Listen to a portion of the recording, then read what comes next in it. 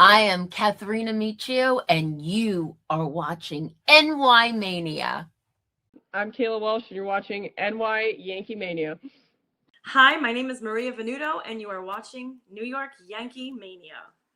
I'm Marnie Schneider. I'm the author of Football Freddy, and I am so excited to be part of the New York Yankee Mania show.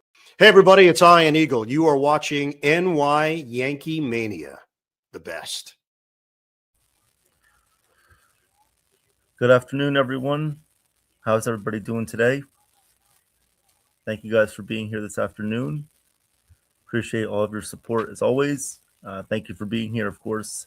Big day today, huh? Big day. Of course, we have 2 games today after the rain out last night. So, of course, the Yankees must be used to this by now, playing a doubleheader. Of course, last Sunday they did as well against the Dodgers, and now today against the Pirates only 3 days later. So safe to say that the Yankees are getting their work in before the trade deadline and seeing what they can do. But thank you guys for being here today. Appreciate it. First of all, I want to thank Joe for putting me on this afternoon, of course, giving us all the flexibility of doing play-by-plays, live streams, roundtables, all those things. Being active with the chat is very important, and we appreciate everybody's comments and support for that. So thank you guys for being here. Of course, press the like button and subscribe to NY YankeeMania as we're trying to reach new heights here on the show. Of course, trying to get to at least 20 to 25 likes per stream. So we'd appreciate that if you guys would press the like button, whether it's on your phone or computer, tablet, iPod, iPad, whatever it may be. Please press the like button and subscribe as we're going to be giving you guys the action for today's doubleheader. Of course, I will be doing the full play-by-play for this afternoon's game. And then tonight, you guys are in for a big treat as myself and my twin brother, Jason, who is a Mets fan, will be doing the play-by-play tonight at 7:05 p.m. So I would say that today's 2 games are going to be very important for the Yankees, of course, after winning Monday's game. That was a good win by the Yankees. After the 3rd inning, there was no scoring, however, but they did win that game by a score of 8-5. And we're about to get this game underway in just a couple of minutes. So before I shout you guys out in the chat, I will give you guys the lineups for today's afternoon game. All right, let's start with the visiting Pirates. The Pirates come in with a 52-49 record, only a half game out of the 3rd wildcard spot. Batting leadoff and playing center field is going to be Jake Mangum. Batting second and playing second base is going to be Brandon Lau. Batting third and playing left field is going to be Brian Reynolds. Batting cleanup and playing right field is going to be Esmeralyn Valdez. Batting fifth and DHing is going to be Ryan O'Hearn. Batting sixth and playing third base will be Nick Gonzalez. Batting seventh and playing shortstop is going to be Jacob Gonzalez. Batting eighth and catching is going to be Henry Davis. And batting ninth and playing first base is going to be Tyler Callahan. And on the mound today for the Pirates is going to be Mitch Keller. Mitch Keller has a 5.14 ERA. Now let's get to the Yankees lineup. Batting leadoff and playing center field is going to be Trent Grisham. Batting second, playing first base is going to be Ben Rice. Batting third and DHing, your 27th man for today's game is going to be Spencer Jones. He will be DHing. Batting cleanup and playing left field is going to be Cody Bellinger. Batting fifth, playing right field is going to be Jason Dominguez. Batting sixth and playing second base is going to be Jazz Chisholm Jr., who had a nice couple of games on Sunday and Monday, hitting 3 home runs in both of those games. Batting seventh, playing shortstop is going to be Jose Caballero. Batting eighth and playing third base is going to be Ryan McMahon. And batting ninth, catching will be Austin Wells. And pitching today for the Yankees in game 1 of the doubleheader is going to be Garrett Cole. So Garrett Cole, who was scheduled to go in today's afternoon game anyway, is getting the start as scheduled. So because of the rain out yesterday, they had to move back Will Warren's start. So Will Warren, instead of starting today, he'll be starting again on Friday. He'll be starting on Friday in Philadelphia. And Garrett Cole, of course, making the start this afternoon. And then Max Fried coming back, of course, tonight. Max Fried coming back tonight. He will make the start tonight against the Pirates for Game 2 of the doubleheader. So those are your lineups for today's game. Thank you guys for being here. Thank you, Joseph, for being here. Thank you, Jason. Thank you guys for being here this afternoon. Appreciate it. Of course, I want to give a big shout out to Sean and Charles for having a great history show yesterday. They did a great job. The chat was amazing, and it was the most viewed history show so far. So congratulations to them for having a great show. And of course, today we'll be giving you guys the doubleheader. Of course, Jason and I for Game 2, myself for Game 1. And before we get started, I'm just going to go grab a glass of water real quick, so I'll be right back.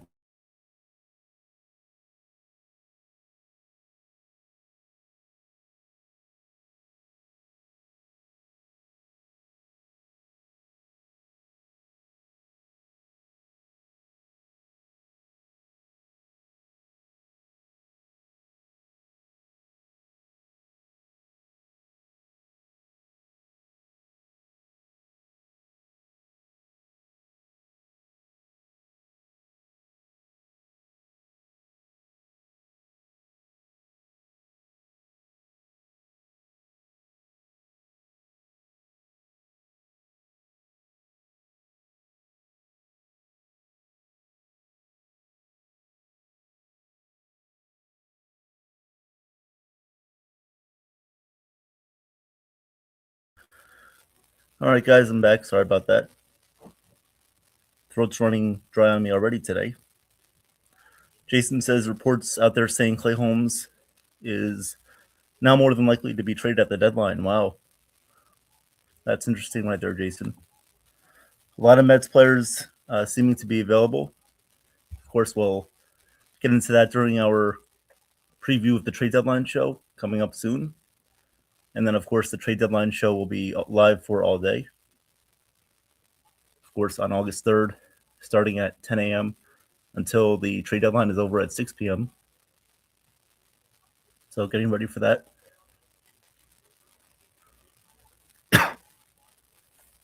Looking forward to seeing what moves will be made and all those things.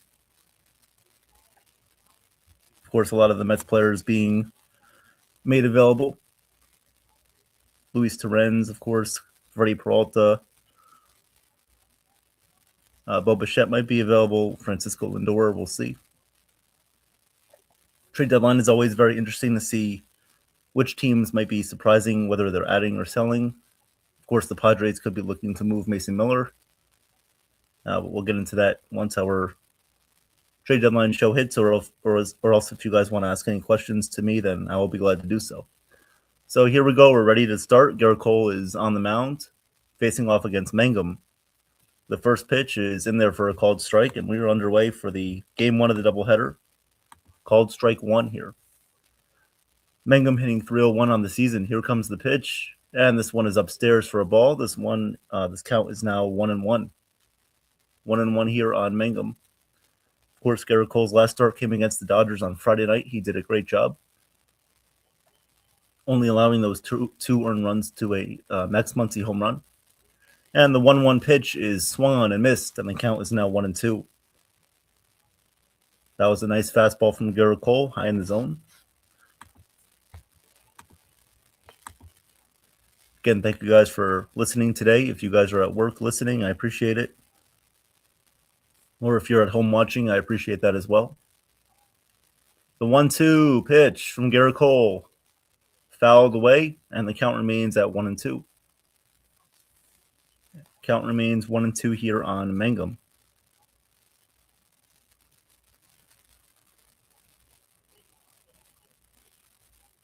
All right, the count is 1-2 here on Mangum. The game is just underway. The 1-2. Mangum hits this one in the air to left field. Bellinger moves back, but he makes the catch for the first out of the day. And there's one out here in the top of the first inning. One out, top of the first. So again today, no Anthony Volpe. He will be sitting on the bench again, as Caballero is at shortstop. And that will now bring up Brandon Lau with one out, nobody on base. Lau hitting 245, 21 home runs, of course, a former Tampa Bay right.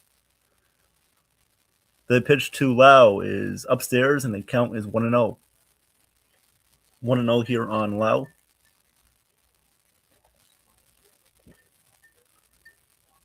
The 1-0 pitch to Lau. Pitch. This one's hit in the air to center field. Grisham going back a few steps before the warning track, and he makes the catch for the second out. 2 outs here in the top of the first inning. Quinn Wilcott is the home plate umpire this afternoon. He is a hitter-friendly umpire.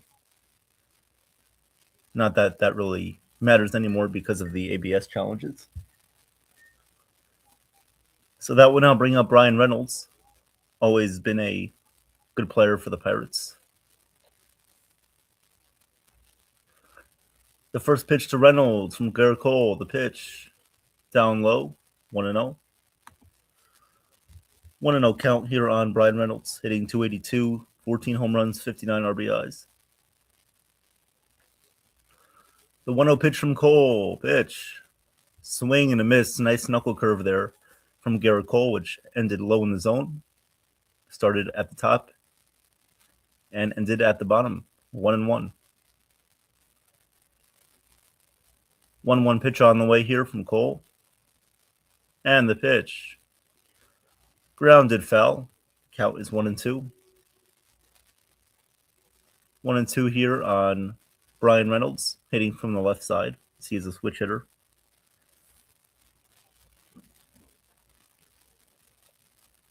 Cole with 10 pitches here early on in the top of the first. 1-2 on Reynolds. Hey, Joseph, Jason, what's going on, guys? Thank you for being here. The pitch to Reynolds. Swing and a miss for strike 3. Got him with a high fastball. So Garrett Cole gets his first strikeout of the afternoon. The Pirates go down 1-2-3 in the top of the first inning. And we're going to go to the bottom of the first. Coming up for the Yankees is Trent Grisham, Ben Rice, and Spencer Jones. So those are your 3 hitters coming up for the Yankees. Good start so far in this game. Spencer Jones is the 27th man this afternoon. And we will find out who, if he will get sent down after the game or if they'll keep him up. Of course, now they're allowed to keep the 27th man up on the roster, so it eliminates one of the options that the Yankees would have had to use otherwise if they decided to bring him up for someone else. So looking forward to seeing Spencer Jones this afternoon. We'll see what he can do. And very excited to see Max Fried tonight. I was a little bit surprised to hear that he will be getting the start tonight a little bit earlier than anticipated because originally we used to see reports that he wasn't really able to go for a lot of pitches. He wasn't able to really be on the mound for a lot of his outings. He only had one rehab start in AAA, and now he's coming back up. So I think the Yankees are going to manage his workload when he comes back up. Of course, tonight he's only going to be throwing 65 pitches tonight.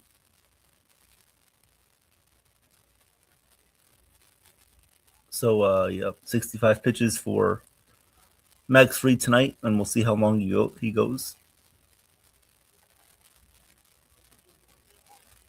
Mitch Keller on the mound for the Pirates this afternoon. Pretty good right-handed pitcher for the Pirates this year. However, he has an over 5 ERA.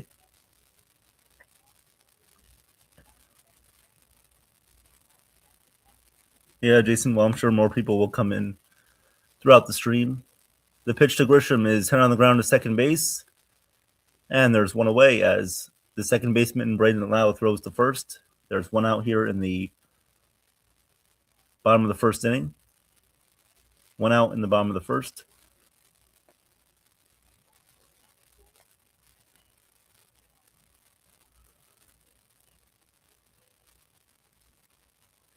So that will now bring up Ben Rice, who is coming up to bat.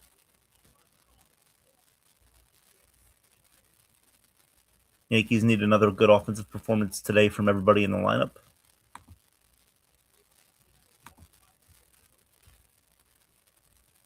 And here comes the first pitch to Rice. And this one is in there for a called strike.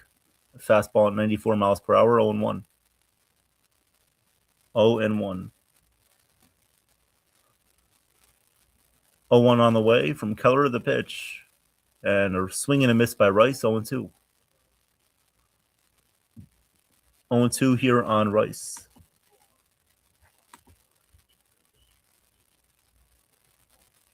Here comes the 0-2 from Keller, pitch. And Rice swings and misses for strike 3. He goes down 1-2-3. He saw a cutter and a curveball in that at-bat. So now that will bring up Spencer Jones, making his first appearance here in a while, in about a month. He's appeared in 30 games, of course, in between AAA and the majors. And the pitch to Jones is inside 1-0. 1-0 here on Spencer Jones. Here comes the 1-0 pitch from Keller, and the pitch. Jones hits one in the air to left field. Going back is the left fielder Reynolds, and now he moves back to his left, and he makes the catch. So he went from the right to the left there while backing up, but he made the catch in left field. That'll do it for the Yankees in the bottom of the first inning, 1-2-3. And now coming up for the Pirates will be Valdez, O'Hearn, and Gonzalez. Of course, O'Hearn being a longtime Baltimore Oriole and formerly Kansas City Royal as well. Always been a good hitter, having a good season for the Pirates, hitting .281 with an .818 OPS. So, yeah, looking forward to seeing how the rest of the game plays out. Of course, no score here early on. As I was saying before Game 2, Max Fried. Looking forward to seeing how he does. Of course, only reported to throw 60 to 65 pitches. Originally, he was scheduled to make a start in Chicago when the Yankees were on their road trip. But I don't know, is it a coincidence that he's coming up right before the trade deadline? Is it because they want to see how he performs, if they need to make any additions to the back end of the rotation? Are they planning to trade either a guy like Warren or Weathers or move them to the bullpen? There are some things that the Yankees need to figure out, and they're always very integral in their decisions, whether it's bringing guys up as the 27th man or having guys pitch on a pitch count when they're coming back from injury. So we're going to see how that goes. But I'm sure Max Fried is one of those guys that the Yankees are ultimately confident in. They wouldn't have given him that large contract if they weren't confident in his ability to bounce back from an injury. So, of course, the trade deadline being around the corner, there are a lot of points that I want to make about the trade deadline. So we're going to do that on the show during a trade deadline preview show coming up before the deadline in the next couple of weeks. Thank you guys for being here. Please feel free to interact in the chat. The pitch to Valdez is up and inside 1-0. 1-0 here on Valdez, hitting .306. Had that home run against Ryan Weathers back in Game 1 of the series. The pitch. A big swing and a miss there by Valdez, and the count is now 1-1. 1-1 here on Valdez.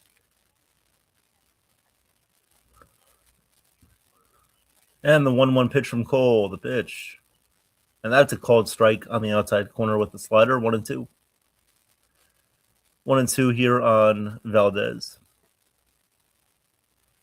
Yeah, the last time we saw Max Fried was May 13th. So it's been a couple of months for him to rehab and get back. The pitch to Valdez. Swing and a miss, strike 3. Got him with a fastball. The fastball that was center cut right down the middle. Valdez swings through it. And there's one out in the top of the second. One away.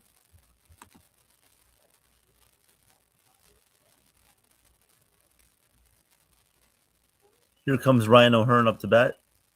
Always performed well against the Yankees. Here comes the pitch. And that's in there for a called strike 0-1. 0-1 here on O'Hearn. 0-1. And the 0-1 pitch. Outside, 1-1. Missed that time with the changeup. 1-1 on O'Hearn. 1 out, nobody on base. Top of the second, no score. And the pitch to O'Hearn. Swing and a miss. Came back with the same pitch, a changeup. However, he located that one perfectly on the outside corner. 1-2. Hey, Celia. Thank you for being here. You can stay long, but I have a feeling this is going to be one of those games where we see no offense once again from this team. Well, thank you for at least commenting, Celia. Appreciate that. And no problem. The 1-2 in there for a called strike 3 there on the inside corner to O'Hearn. That was a perfectly located pitch. O'Hearn is going to want to challenge it. And the call is confirmed. It's strike 3. Garrett Cole, 3 strikeouts here early on. His command looks excellent so far. 2 outs in the top of the second.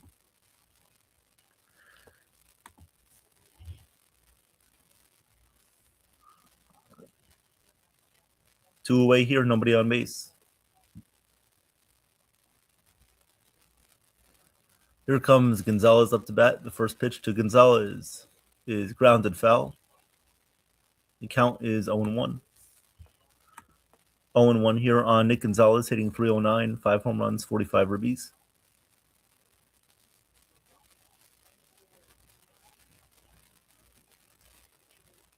So 2 outs, top of the second, nobody on base. 0-1 on Gonzalez. Here comes the 0-1 from Cole, the pitch. And this one is fouled away, 0-2. 0-2 on Gonzalez. Well, Cole was working fast and efficiently, getting hitters out, throwing strikes. Here comes the 0-2 pitch. Swing and a miss. Cole strikes out Gonzalez on a knuckle curve. And that'll do it for the Pirates. Cole has his 4th strikeout of the game. Very nice inning there from Garrett Cole as he strikes out the side there. Very nice.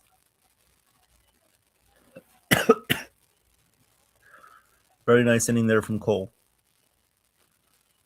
Hey, Sean, thanks for hopping in. Appreciate it. Again, like I mentioned, great job on your history show with Charles yesterday, and also looking forward to the next one, of course. So great job there. You guys always provide a good perspective on the history of the Yankees, and I learn a lot from you guys. So great job there.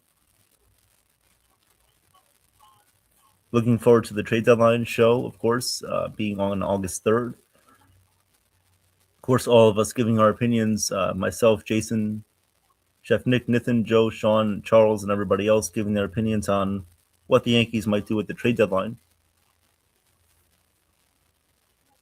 There have been a lot of rumors. You know, the funny thing last night was keeping up with some of the scores around the league, and I saw that Ryan Jeffers, Shea Langoliers, and Hunter Goodman all hit home runs last night. So, of course, when their names are being discussed in trades, of course, they're hitting home runs and they're increasing their value as time goes on before the deadline. But, of course, it's about each individual team finding what fits them. But there are more points that go with that, and there are more ideas and details that can be discussed with every trade. But we will get into that for you guys during the trade deadline show. Yep. Yeah, Sean, Garrett Cole looking great so far today already. 4 strikeouts. Command looking excellent so far. So looking forward to seeing how he goes back out there and does. But this offense needs to score behind him.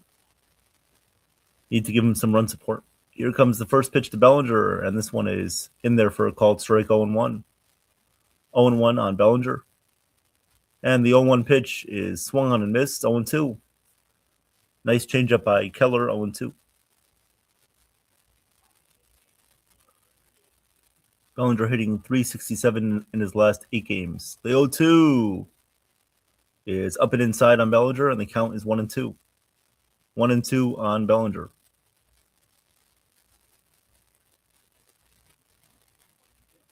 And the 1-2 from Keller.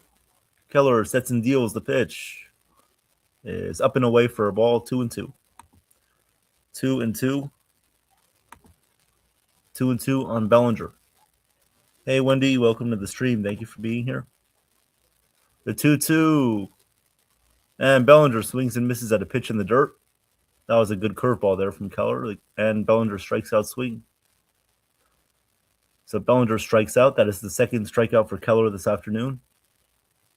And we're going to now see Jason Dominguez come up to bat from the left side right now. Hey, Mario, what's going on? Thank you for being here.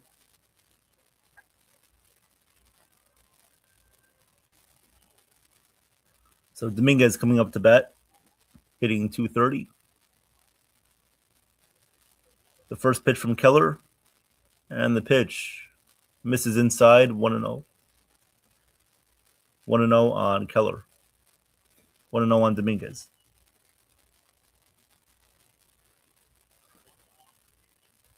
The 1-0 pitch to Dominguez is in there for a strike, 1-1. 1-1 here on Dominguez.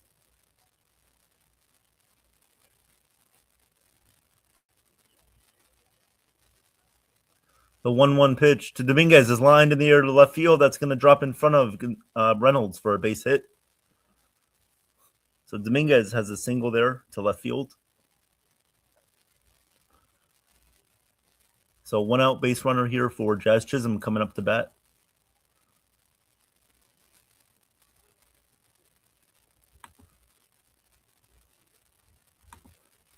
So Dominguez gets on first base, the Yankees' first hit of the game. And that will now bring up Jazz Chisholm hitting .228. Of course, on Sunday, gave us that game-winning home run, and on Monday hit those 2 home runs. And the pitch to Jazz, a little bit high, 1-0. Just missed the top of the zone there. 1-0 here on Chisholm.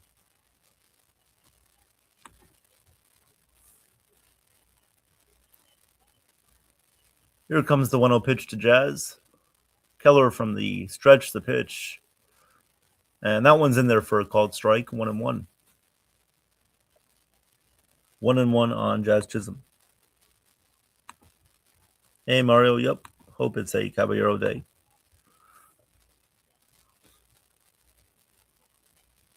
And the 1-1 pitch from Keller.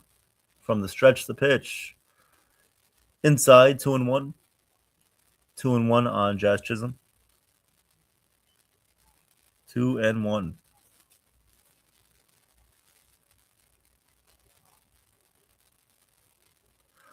The 2-1 pitch from Keller. Sets and deals the pitch, and Jazz swings and misses on an inside changeup, 2-2. 2-2 on Jazz Chisholm. 2-2. 2-2 on the way from Keller. And Keller deals the pitch. This one is hit in the air to right field.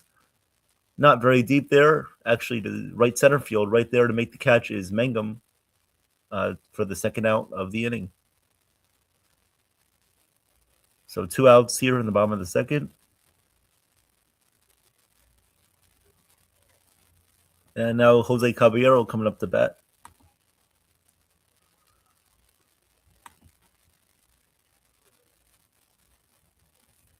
Caballero coming up to bat, hitting .247, 10 homers. Runner on first, 2 outs. The pitch to Caballero. And that one's in there for a called strike, 0-1. 0-1 here on Jose. 0-1 on Jose Caballero. Here comes the 0-1 pitch on the way from Keller. And the pitch is fouled off. Count is 0-2. 0-2 on Caballero.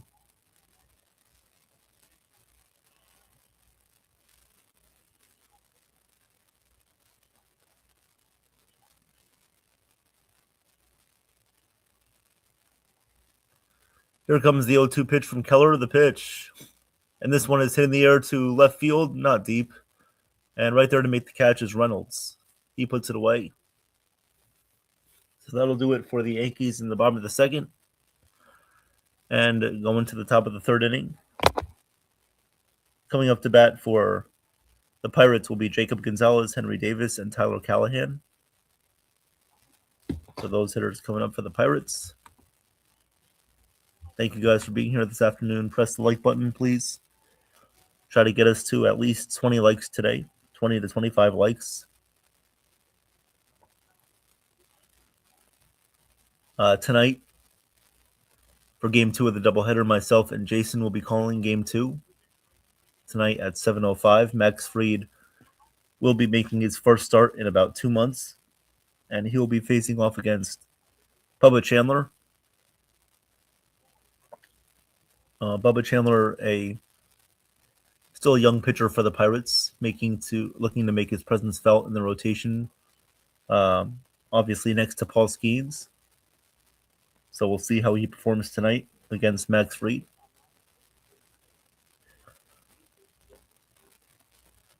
And of course, don't forget about this weekend. This weekend we have Yankees Phillies series for you guys. Friday night the game is at 6:45. Saturday the game is at 6:05, and on Sunday the game is at 7:20. So we'll keep you guys updated on those games. Of course, we'll have them all covered.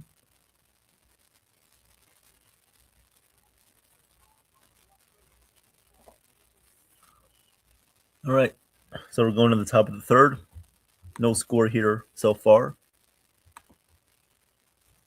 Thank you guys for being here.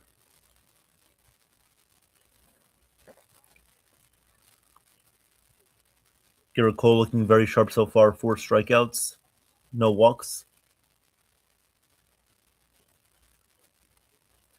And the first pitch here to Gonzalez. And this one just misses outside. The count is 1-0. 1-0 here on Jacob Gonzalez. And here comes the 1-0 pitch from Cole. He sets and deals, and the pitch is swung on and hit on the ground to first base. Rice bobbles it, but recovers, throws to Garrett Cole, covering first in time. Nice play by Rice to stick with it. Garrett Cole covers first base to get the out. 1 out here in the top of the third.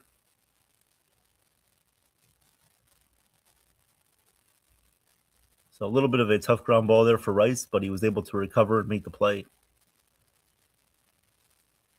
Again, this Pirates team is a good team this year. They have guys that make contact, and they are very pesky, but they also have that power factor to them with O'Hearn and Lau. Done a good job of developing their prospects over the last couple of years, acquiring prospects, trading certain guys away, and getting more of a complete team. The pitch to Henry Davis is popped up, but it's going to go foul out of play. The count is 0-1. Of course, we'll keep you guys updated with the score updates after every third inning played. So after the top of the third, after the top of the sixth, they'll keep you guys updated on the scores around the league. The 0-1 pitch, and Davis checks his swing and definitely goes around on a slider there. So the count was 0-2. One game to watch out for today will be the Red Sox game as they play the Orioles. They'll be playing a doubleheader today in Boston due to the rain out last night. The 0-2 pitch from Cole, and this one is outside. The count is 1-2. 1-2 here on Henry Davis. Henry Davis, I believe, was the number 1 overall pick for the Pirates. The 1-2 from Cole. He sets and deals, and the pitch is outside. 2-2.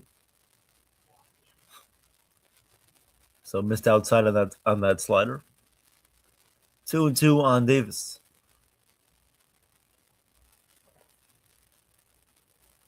The 2-2, the windup, the pitch. Swing and a miss. Nice fastball there from Garrett Cole. Blows away Davis on that one. And that is Cole's 5th strikeout today. Locating his fastballs high in the zone, low in the zone, and it's working out for him. Really nice to see him command the zone and execute his pitches here. The pitch to Tyler Callahan is in there for a called strike, 0-1. 0-1 on Callahan.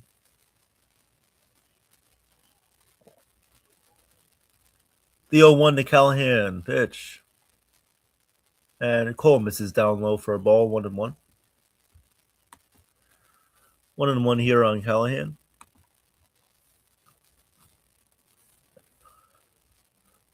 And the 1-1 from Cole, the pitch. Swing and a miss. Nice changeup from Cole. He gets him swinging, 1-2. 1-2 on Callahan.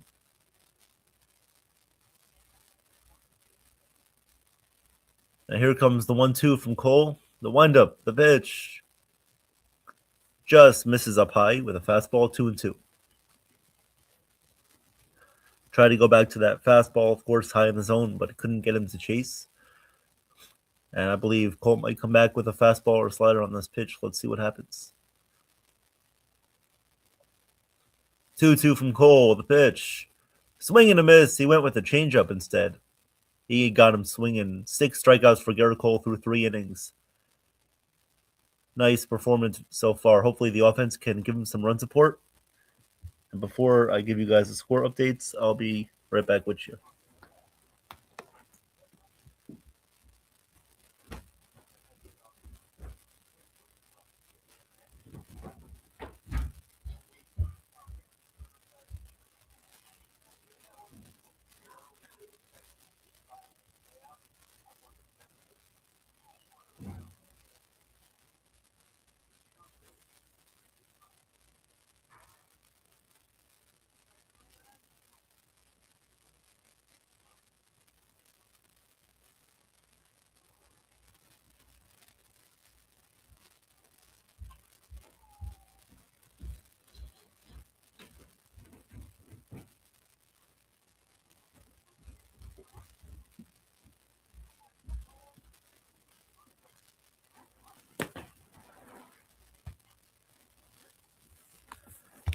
All right, let's go to the score updates.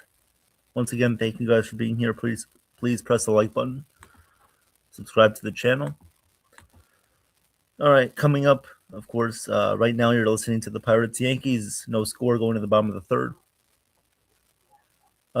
Orioles Red Sox are scoreless right now on the top of the first. 2 outs. Runner on first base for the Orioles. And that's it as of right now. Of course, coming up later today, Pirates Yankees at 7:05. Coming up at 7:10, Orioles Red Sox. Coming up at 2:10, Giants Royals. Coming up at 2:10, Mets Brewers.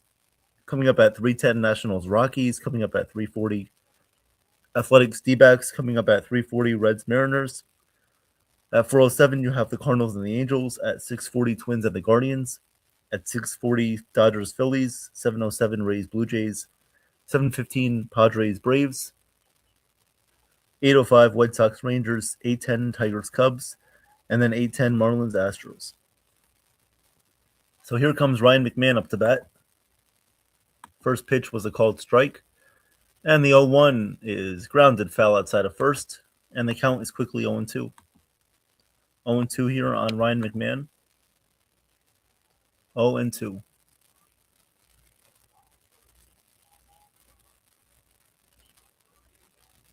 Oh, and 2 on the way from Keller.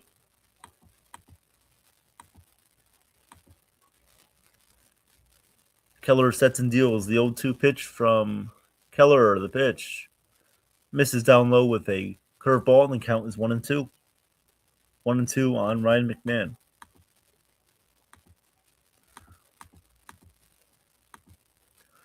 The 1-2 from Keller, and McMahon swings and misses through a curveball, and that's 1 out here in the bottom of the third.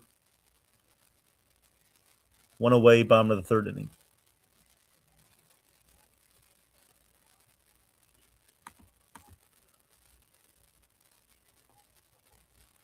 So Keller, just like Garrett Cole, working his off-speed pitches today. Pretty much what Keller is known for, off-speed. The pitch to Wells. Oh, and he gets hit by the pitch right on the back. So Wells gets hit by the pitch. He will take first base. Hey, if you're Austin Wells, you definitely take that.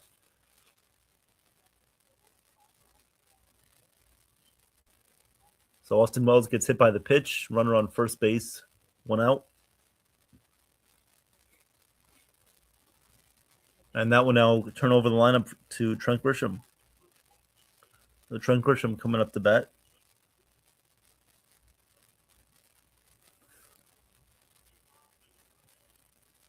As the umpire wants the pitch clock getting reset.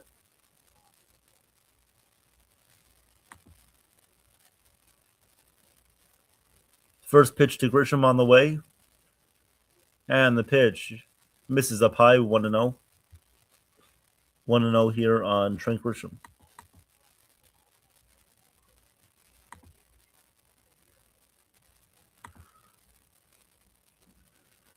One and 0 on Grisham.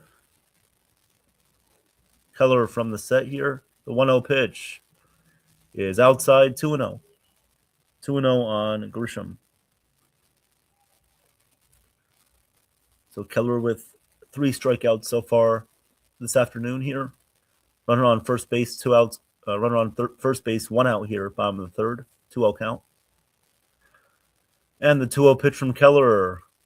And he missed outside again with a cutter. The count is now 3-0.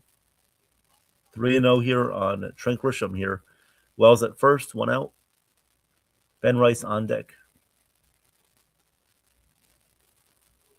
3-0 pitch on the way from Keller.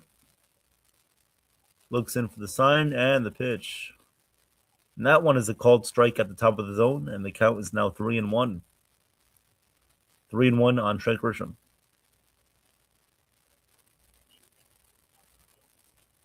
Three and one. And the 3-1 pitch. Grisham swings and misses through a cutter. 3-2. Good location there by Keller, and Grisham was a little bit too early on that one.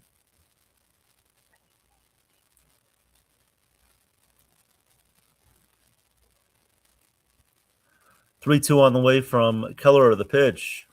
And Grisham lines this one in the air to right field. Coming on is the right fielder. He makes the catch. And Wells has to go back to first base. Nice catch there by the Pirates right fielder there. That was Valdez. So nice catch by Valdez right there.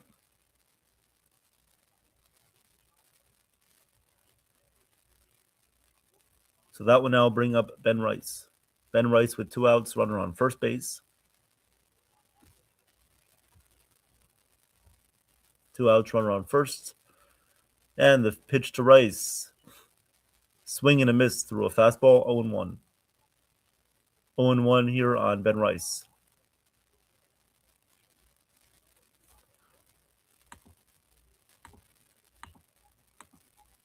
And here comes the 0-1 pitch from Keller. He sets and deals. The pitch is down low, and the count is now 1-1. 1-1 on Rice. Keller with 35 pitches so far in the bottom of the third. Yankees could be doing a little bit of a better job of working the count, fouling pitches off, getting their pitch to hit. Here comes the 1-1 from Keller.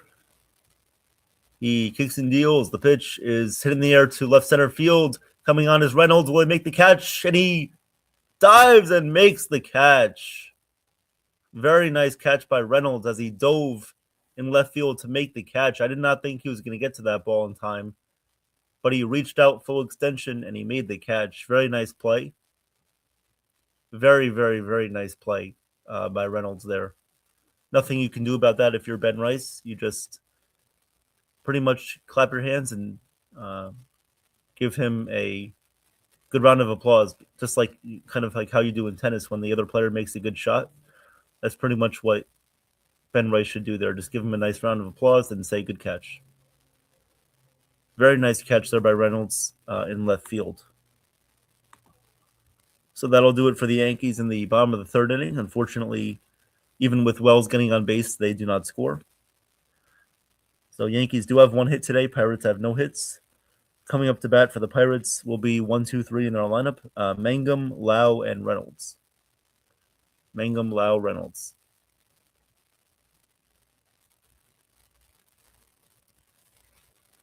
Of course, Brian Reynolds also used to be part of the Baltimore Orioles.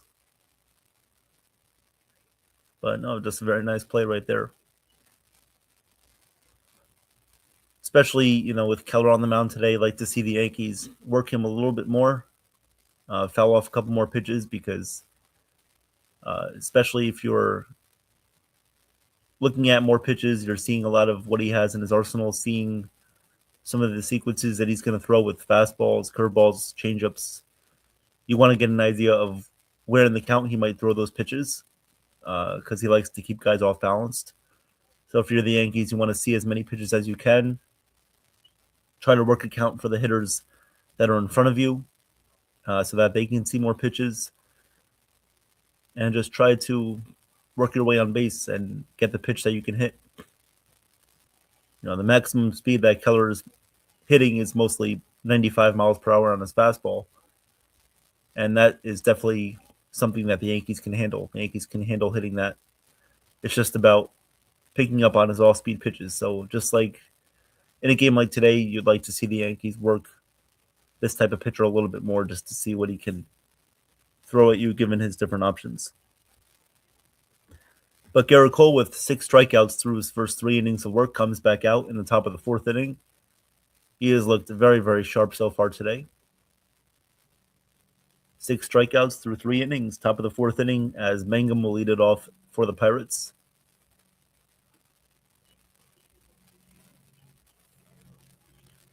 The first pitch to Mangum, Cole from the windup, and this one is a little bit down low, missed 1-0.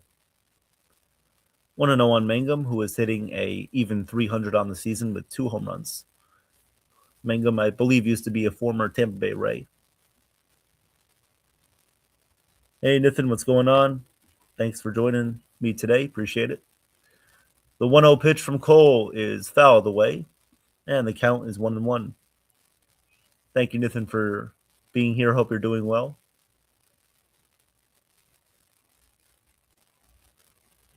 Thank you for everybody contributing in the stream today. Appreciate it.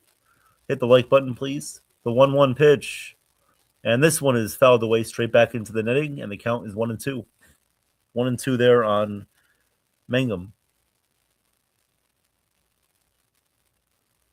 Oh, Nathan, from seeing the group chat, he's actually at the game right now. Oh, wait, no, never mind. That's George. Sorry, never mind. George is at the game. George is at the game today. So hope if you're listening, George, hope you're having fun so far. The 1-2 pitch. That one is fouled away off the leg of Mangum. Don't know how he was able to get to that pitch as the curveball started inside and it ended low and inside.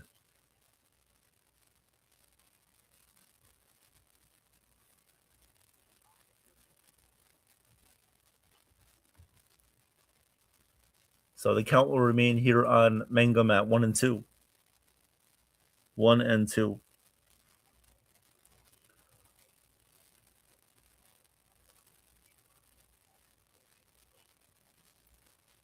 So just waiting for the reset here from Garrett Cole, waiting to deal the 1-2. Again, top of the 4th inning, no score so far early on today. Game has moved at a reasonable pace. Started around 1:05, so it's gone about 45 minutes so far. Here comes the 1-2 from Cole. And the windup, the pitch. Up and inside on Mangum, 2-2. 2-2 on Mangum. The 2-2 from Cole, the windup, and the pitch. This one is hit on the ground right to third base. McMahon has it, throws to first in time to get Mangum at first. Mangum, a faster runner than most anticipated, just was not able to beat that one out.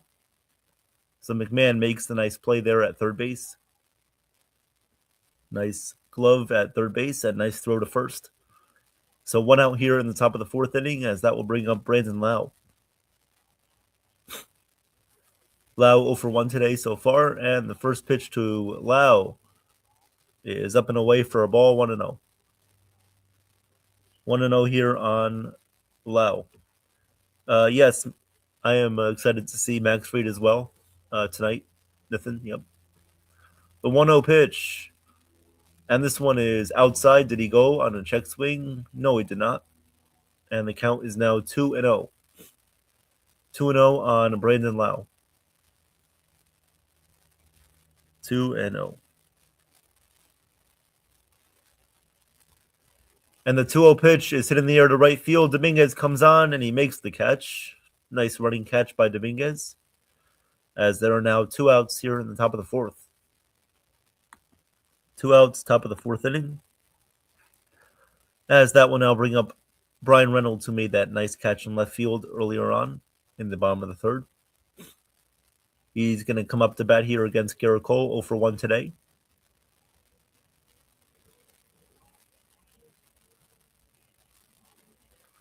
Two outs, top of the 4th. Nobody on base, no score.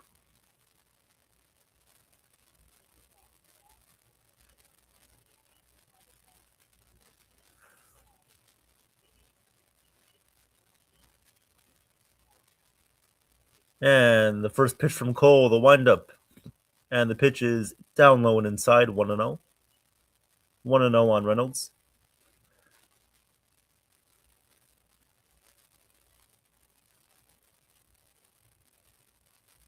The 1-0 pitch from Cole, the windup.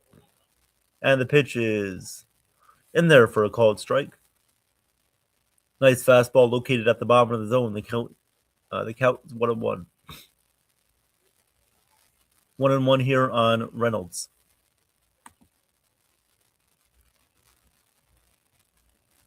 Oh, really, Celia? Wow. The Red Sox are already up 4-0. That is insane. Thank you for the preview of the scoreboard update. Just about to get to that when the inning was over, but thank you for the update there, Celia. Appreciate it. And the 1-1 from Cole. Swing and a miss on an inside slider. The same one that he threw to Freddie Freeman to strike him out 3 times, and the count is 1-2. 1-2. Yes, indeed, Sean. I very much hope they will. The 1-2 from Cole. This one is hit in the air to left field to Bellinger. It's a can of corn. He makes the catch. Garrett Cole looking fantastic so far today. 12 hitters in a row retired. No strikeouts in that inning, however, but he was able to put them up and put them down. So Garrett Cole looking good so far today through the first 4 innings of work. Going to the bottom of the 4th inning, the Yankees will have Spencer Jones, Cody Bellinger, and Jason Dominguez come up to bat. So as Celia mentioned there, thank you, Celia. Red Sox are already up 4-0 so far today over the Orioles. Red Sox looking to make it 15-game winning streak, 15 games in a row, which is just insane. Hasn't happened for them, I believe, since the 1940s or something like that, if I'm not wrong about that. But it's been a very long time since they have won this many games in a row. Every summer, I feel like the Red Sox always get hot, but this is just a new level of hot. They're in fuego right now. They're as hot as a spicy taco burrito from Taco Bell, even though I don't eat Taco Bell. But the Red Sox are very, very hot right now. I think it's in large part due to their pitching. Their pitching has been great. Chapman, he's been on and off a little bit. He's mostly been consistent for them. A few scary appearances that he had the last couple of outings, but he's been good for them. They've had breakout performances from William Abreu, Masataka Yoshida in these last 3 weeks as well, so that's why they've been playing a lot better. Yes, thank you for the reminder, Nathan. Everybody hit the like and subscribe button. Tonight at 7:05, Jason and I will be live for Game 2 of the doubleheader. Bubba Chandler against Max Fried tonight at 7:05.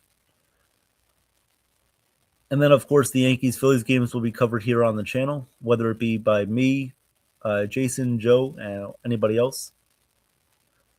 So here comes Spencer Jones up to bat. The first pitch, he swings and misses. 0-1. 0-1 on Spencer Jones here. 0-1 on Jones. Here comes the 0-1, the pitch. And this one is down low, 1-1. 1-1.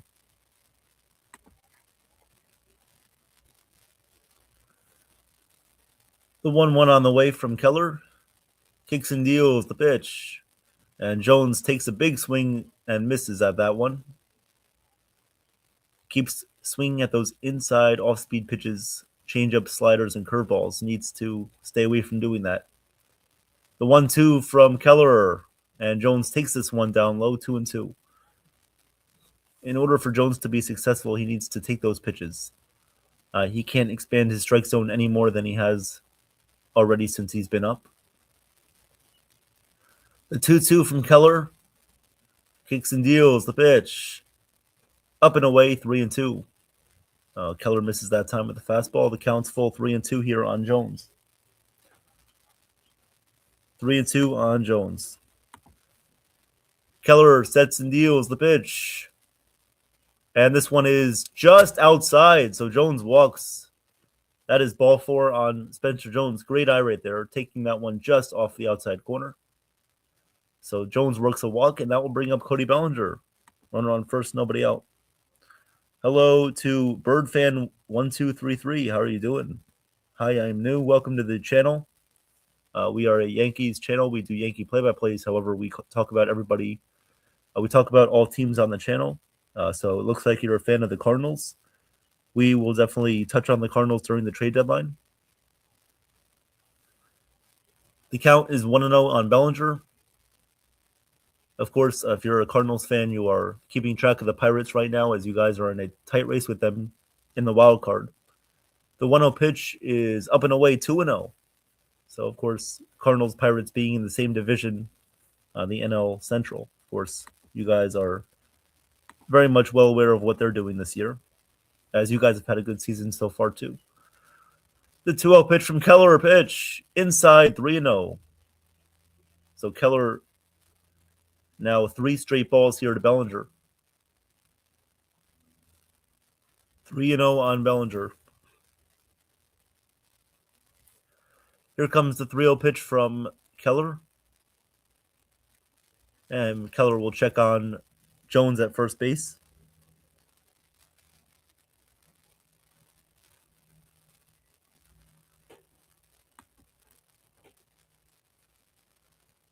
The 3-0 on the way to Bellinger. Keller deals the pitch. Is in there for a called strike. 3-1. 3-1.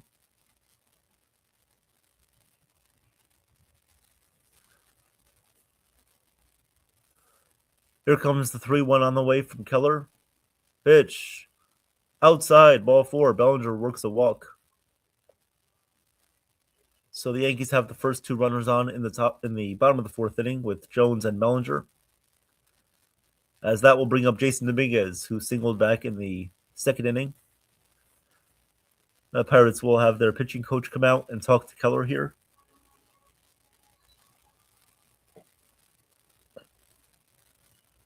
So 1st and 2nd, nobody out. This is a great chance for the Yankees to do something. See what we can do.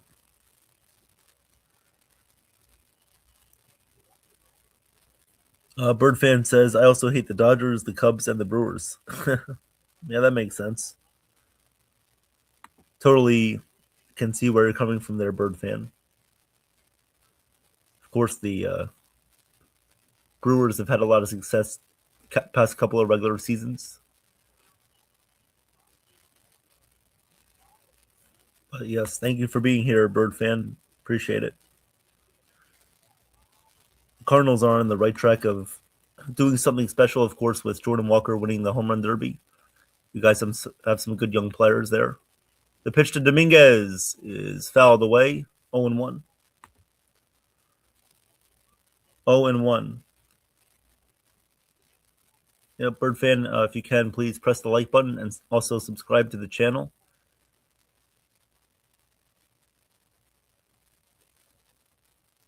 Here comes the 0-1 pitch to Dominguez. And he pops it up to shallow left field. Coming on is the center fielder, Mangum makes the catch. So an unproductive out there for Dominguez as he pops out to shallow center field. One out in the bottom of the fourth inning, first and second, and that will bring up Jazz Chisholm Jr.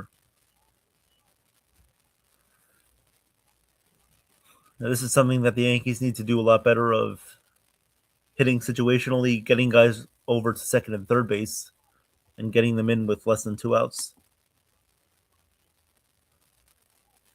And here comes the first pitch to Jazz. And he hits one in the air to right field, but it's going to go foul. So Jazz hits one foul down the right field line.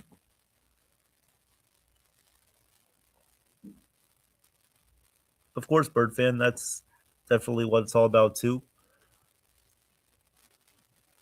The 0-1 pitch to Jazz Chisholm from Keller. And Keller's going to check on Jones at second base. He's in there safely.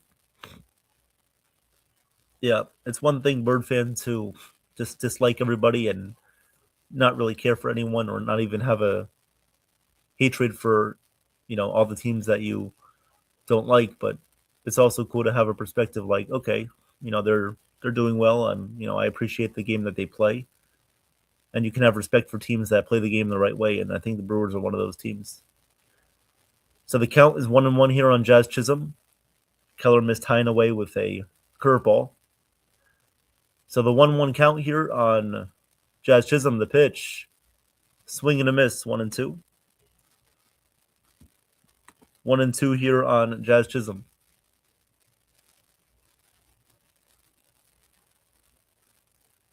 1-2 here on Jazz. Jones leads off of second. Bellinger leads off of first. And Jazz calls timeout.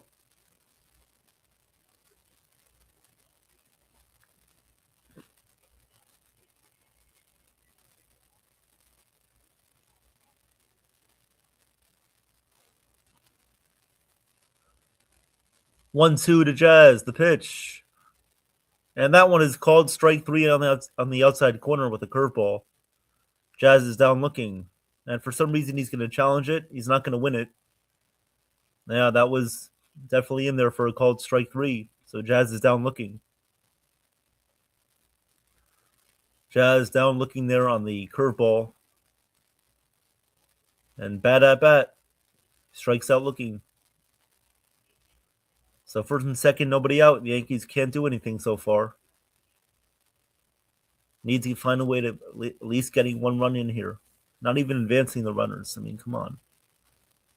The pitch to Caballero. Swings and misses at a high fastball. 0-1. Thank you, Bird fan, for subscribing. Appreciate it. Please continue the interactions. We love all the interactions here on the channel. Here comes the 0-1 pitch from Keller. And the pitch. Fouled away. 0-2. 0-2 on Caballero. Bottom of the fourth inning, no score.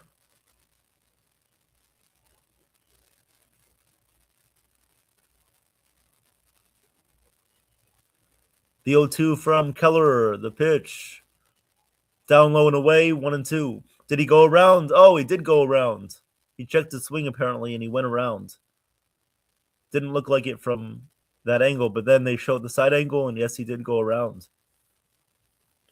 So after Jones and Bellinger work 2 walks, Dominguez pops out, and Jazz and Caballero strike out. So not a good inning there for the Yankees. They started to put something together, and they have to do a better job of getting those runners over and scoring them.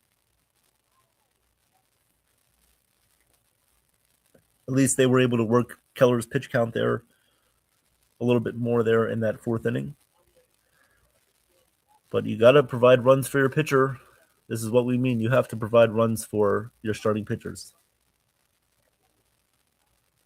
So coming up for the Pirates in the top of the fifth inning is going to be Valdez, O'Hearn, and Gonzalez.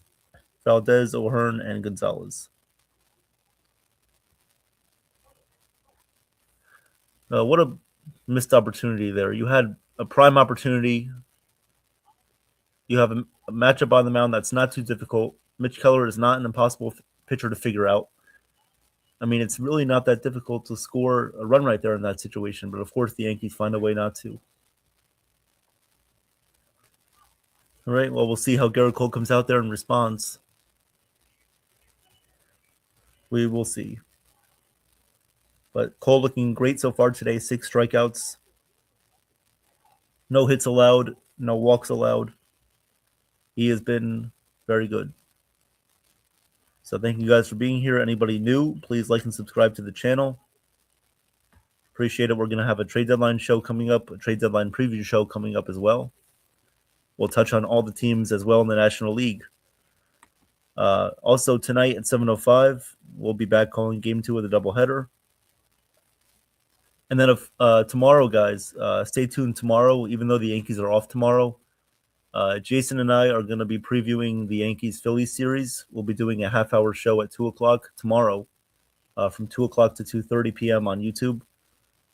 So if you can, please join us for that. If not, then you can always watch the replay of that stream. You have a full 24 hours to watch that stream on replay. It's only going to be a half an hour before the Yankees and Phillies kick off their series on Friday. The pitch to Valdez is fouled away. The count is now even 1-1.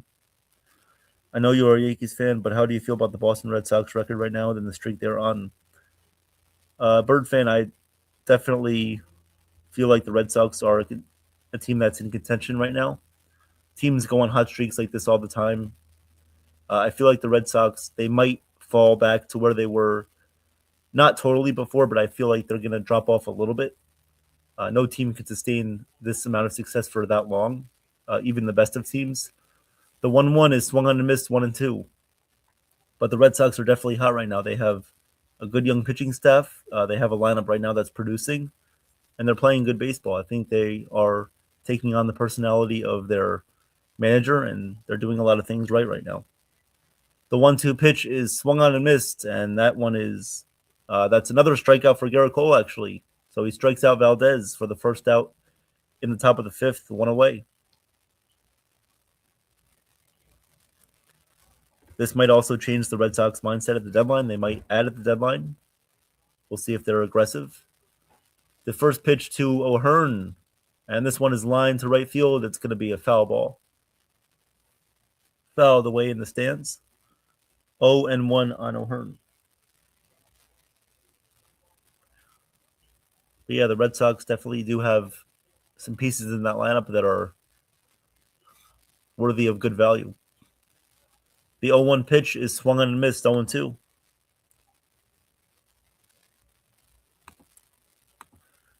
Yes, the Red Sox currently are winning again today, looking for 15 games in a row.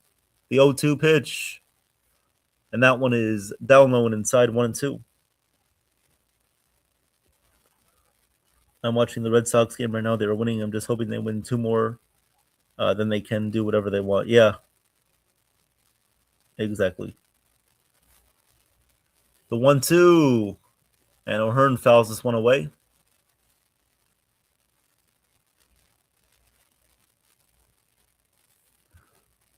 Yes. Of course, the Red Sox facing the Orioles right now. The pitch to O'Hearn is down low and inside, 2-2.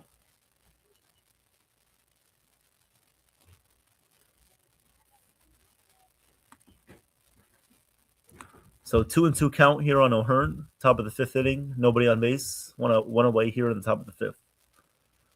The 2-2 pitch. Oh, Cole fires this one, but it goes to the backstop. He lost control of that pitch. Probably slipped out of his hand. He definitely wants that one back.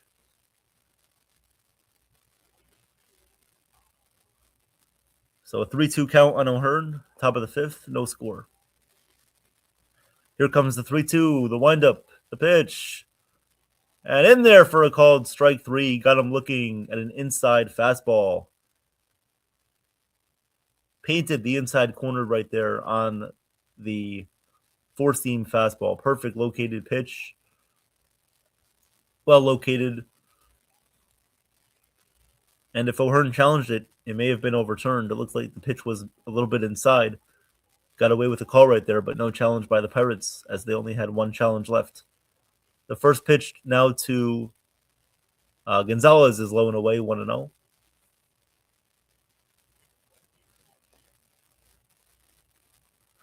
One and 0 here on Gonzalez. The 1-0 pitch from Cole. The set, the pitch. And this one is hit on the ground, and that's going to be a base hit to left field. McMahon dove, unfortunately, couldn't get that one. So Cole allows his first hit of the game to Nick Gonzalez there, the number 6 hitter. Very nice run from Garrett Cole right there. He retired the first 14 batters he faced, and unfortunately could not retire Gonzalez to break up the perfect game. If you want to rank every single MLB team, give me your list of the teams you like. We can definitely do that, Bird fan. Just not right now because I'm doing the play-by-play, but we will definitely have a show about that if you would like. The first pitch on the way here to this is Jacob Gonzalez. So Jacob Gonzalez is up right now. First pitch was fouled away, 0-1.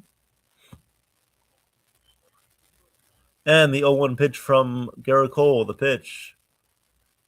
And this one is outside, 1-1. 1-1 here on Jacob Gonzalez. 1-1.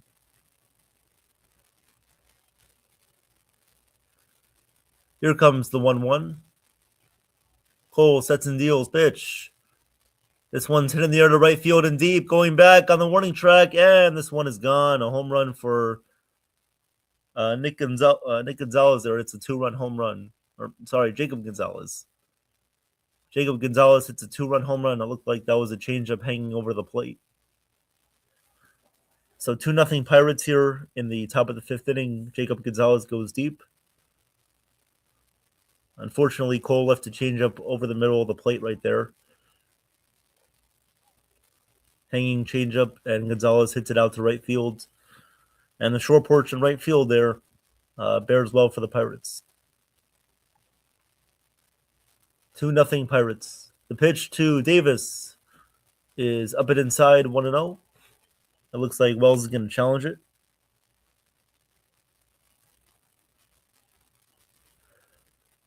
And that one is going to be overturned for a strike, so the count is 0-1. 0-1 here on Henry Davis.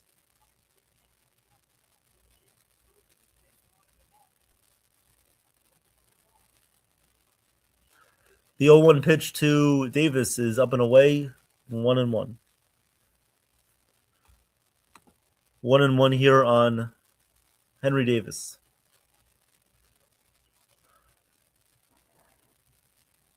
So 2-0 Pirates after a home run from Gonzalez. Unfortunately, there, Garrett Cole was looking great. Unfortunately, he left that pitch over the plate.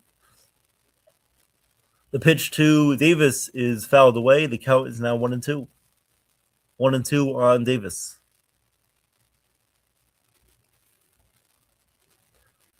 One and two.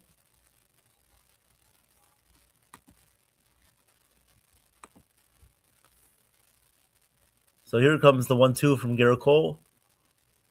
He kicks and deals the pitch. In there for a called strike 3. Got him looking. So Garrett Cole records his 9th strikeout of the game. However, Jacob Gonzalez hits a 2-run home run and puts the Pirates up 2-0. And that's why it's important for the Yankees offense to score runs for their pitchers.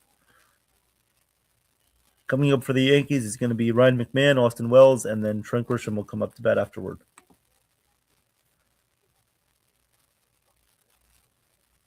Any update on the Red Sox game? It looks like it's still 4-0 Boston there in the top of the 3rd.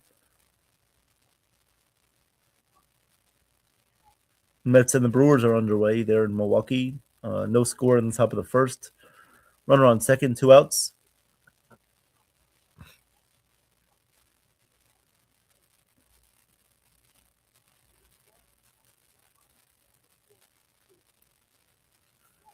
So thank you for being here, guys. Bird fan, welcome to the channel. Thank you for being here, Bird fan. Appreciate it. Have a great rest of your day. And good luck to your St. Louis Cardinals for sure. Hopefully they make some moves at the deadline and you guys are active at that point. So 2-0 Pirates after a 2-run home run from Gonzalez going to the bottom of the fifth. Good to see everybody this afternoon. Hope everyone's doing well. Max Fried on the mound tonight. Of course, Jason and I will be doing that game later tonight, 7:05 p.m., Game 2. Tomorrow afternoon, even with the Yankees off day, Jason and I are going to be doing a Yankees-Phillies series preview. For that series, I'm going to ask him a couple of questions about the Phillies and the National League and what the Yankees should look out for in that series, what the Phillies have been doing well ever since they have let go of Rob Thompson, seeing how the Yankees can potentially take advantage of their pitching staff as the Phillies have a good pitching staff as well. The first pitch to McMahon is low and inside, 1-0. And the 1-0 pitch in there for a called strike, 1-1. So now is when the Yankees most likely need to rally, put together a good inning, and get these runs back for your pitcher. The 1-1 to McMahon, and he grounds one to first base. And right there to make the play is the first baseman. That is Callahan to step on first, makes the play. 1 out. 1 out in the bottom of the fifth. Hard to believe the Yankees, with all their base runners today, they have only had one hit so far in this game, and that was by Jason Dominguez back in the second inning. Here is Austin Wells, who was hit by the pitch in his first plate appearance. The pitch to him is outside, 1-0. 1-0 here on Austin Wells. 1-0. Joseph says Yankees' poor offense puts extra pressure on our starters. Definitely, Joseph. The pitch to Austin Wells is up and away, 2-0. 2-0 on Wells. Nobody on base. The 2-0 pitch to Wells, the pitch. And Wells grounds this one foul, 2-1. JT, we don't know exactly the pitchers for the Phillies yet. In that series, we don't know who they're going to be throwing out there on Friday, Saturday, or Sunday, but we do know that Warren is pitching on Friday. Cam is going on Saturday, and on Sunday will be Ryan Weathers.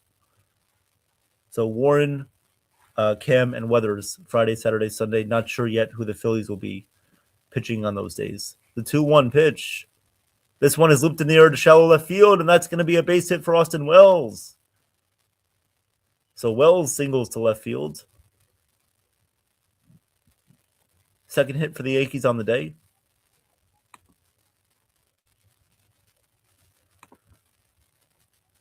So Wells singles to left field there. Runner on first base, and there's one away.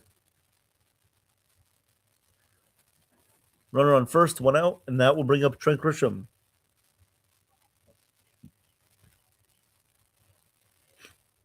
Trent Grisham up to bat. The first pitch to Grisham. This one is lined to center field. That's going to be a base hit to center field. Wells going to second. He has to stay right there. So a couple of back-to-back singles for the Yankees, Wells and Grisham. Runners on first and second, 1 out. First and second here, 1 out for Ben Rice. Let's see if Ben Rice can do something. Hey, Cruz, good to see you as well. Thank you for listening during your working hours. Appreciate that. Hope work is going well. The first pitch to Rice is fouled away. Took a big swing there at a sinker high in the zone. He fouls it away, so the count is 0-1. 0-1 here on Ben Rice.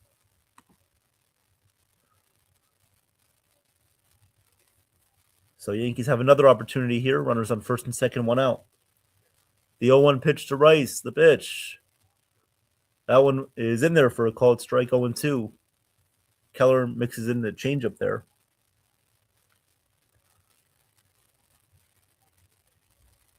So 0-2 on Rice, 0-2.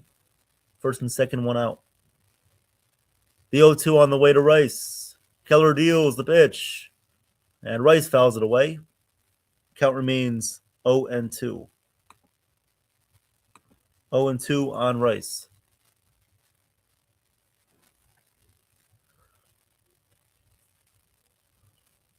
Big inning here for the Yankees to capitalize. The 0-2 on the way to Rice from Keller, the pitch. And Rice takes it down low for a ball, 1-2. Recognized that slider, was able to hold up his swing. 1-2 on Ben Rice.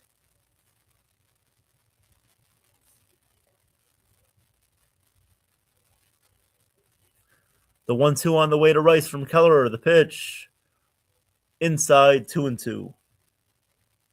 2-2.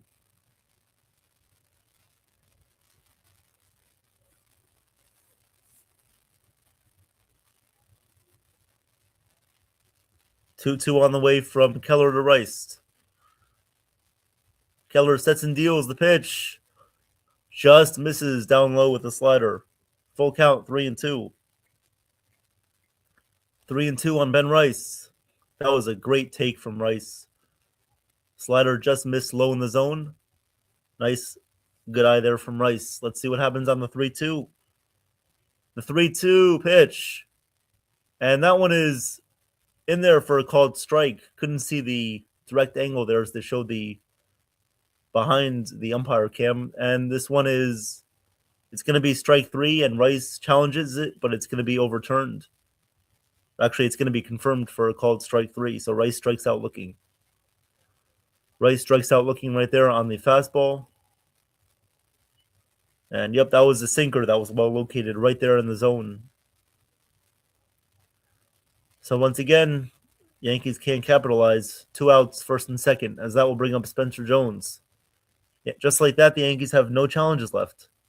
The pitch to Jones is swung on and missed.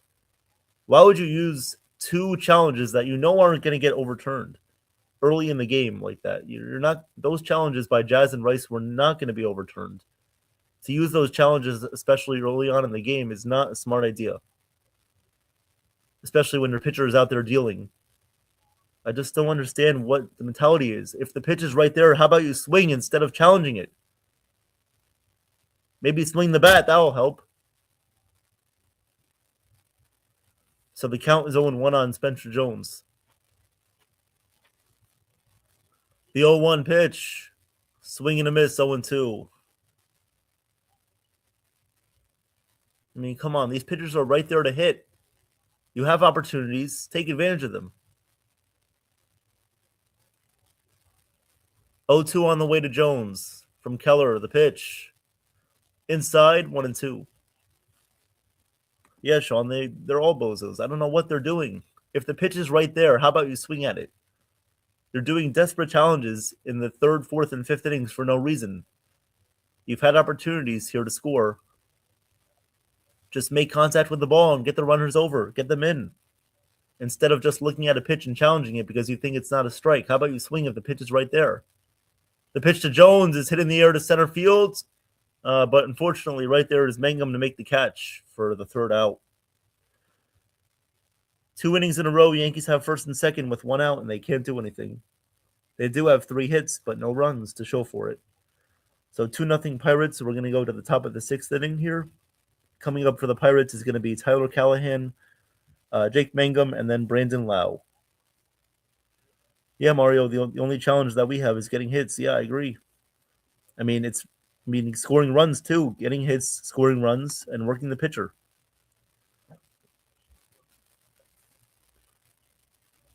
But we'll see what happens. I mean, I just don't understand how they can be this bad situationally. I mean, we saw it in the Dodgers series too. They were able to win the game based on Jazz's home run, but they had bases loaded, nobody out. They had 2nd and 3rd, 1 out, and they didn't do anything. I mean, even Aaron Boone said it. We have to be better with runners on base with less than 2 outs. Even he said it, and the team is just not doing it. I don't understand what their issue is. They need to work on these situations and be a lot better. Let's see if there's any update on the scoreboard. Right now, the Red Sox are up 4-1 on the Orioles, so they have taken The Orioles have scored 1 run in that game, so the Orioles are down 4-1. So 4-1 Boston in the bottom of the third inning. As everybody knows, they're going for a 15-game winning streak. A 15-game winning streak there in Boston. Mets no score against the Brewers. Giants and the Royals have no score as well.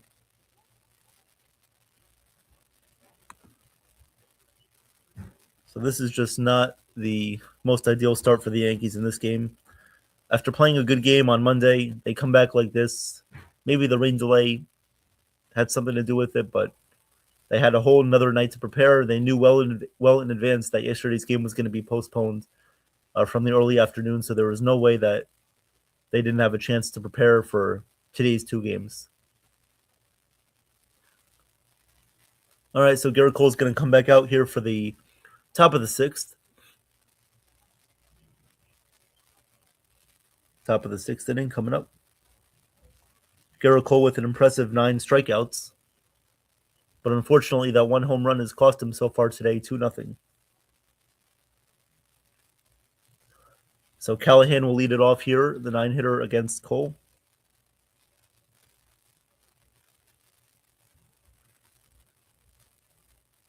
All right, the first pitch to Callahan from Cole is a swing and a miss, 0-1. High fastball there from Cole. The count is 0-1. The 0-1, and this one is foul, tipped in and out of the glove of Wells. Count is 0-2. 0-2 here on Callahan. Cole had 69 pitches here in the top of the 6th. 0-2.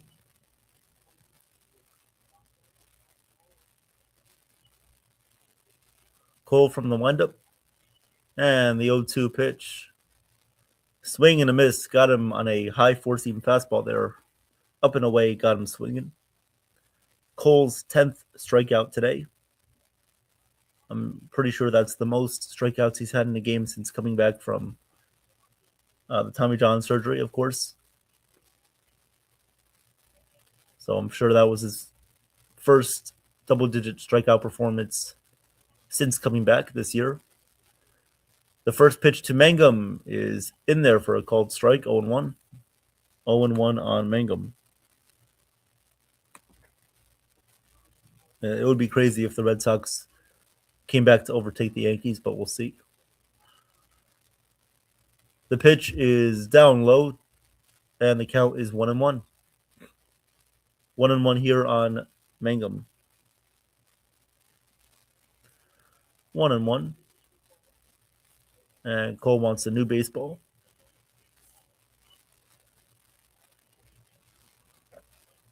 Garrett Cole wants a new baseball. 1-1 here. Top of the 6th inning. 1 out. Nobody on base. 2-0 Pirates. And the windup, the pitch from Cole is inside. 2-1. 2-1 here on Mangum. Mangum 0 for 2 today. Here comes the 2-1 from Cole. The windup, the pitch, and this one is swung on and missed. 2-2. 2-2 here to Mangum. 2-2 here.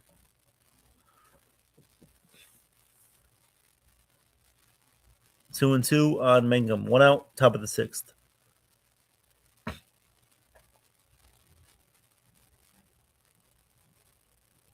Here comes the 2-2 from Cole. The windup, the delivery. Mangum swings and lines this one. It's going to be a base hit to right field. Was able to reach out and hit that knuckle curve to right field. So a base hit there for Mangum. And the Pirates have a runner on first base, 1 out in the top of the 6th. Nice job by Mangum there covering the knuckle curve there as it was going lower in the zone there. So nice bat to ball skills. And that will now bring up Brandon Lau. So Lau coming up to bat, 0-2 today. The first pitch, Garrett Cole is going to check on the runner at first base. So Garrett Cole checking on Mangum at first. Back in there safely.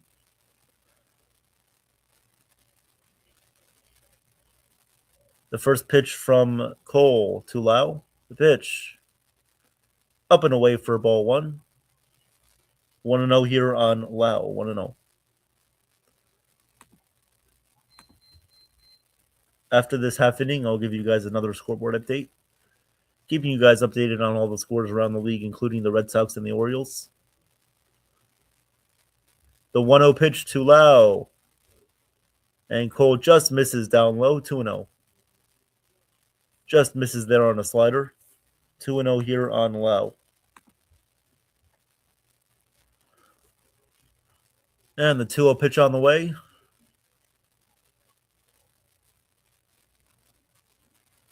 The 2-0 from Cole to Lau. And what happened here? Looks like the umpire may have signaled something before Cole was able to get his delivery off. What are they calling here? Did they say he balked? I don't know what they're calling here. Not sure if the pitch clock ran out. Not sure if the pitch clock was able to run out there before he started his delivery.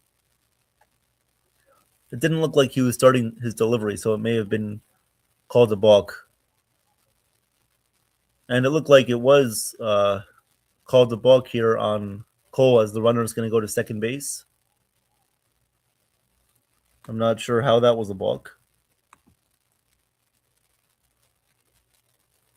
Aaron Boone coming out there to argue with the umpire, and Garrett Cole is pretty mad himself, challenging the umpire on what he thought the balk was called for.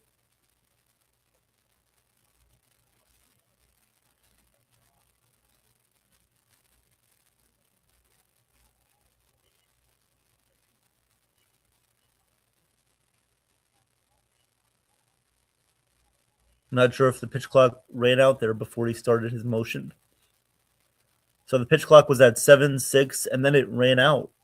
It just stopped working. It was at 6 before it then shut off preemptively. And then Garrett Cole was trying to step off the mound saying, reset the pitch clock. It was running down to 0, but it went off after it hit 6.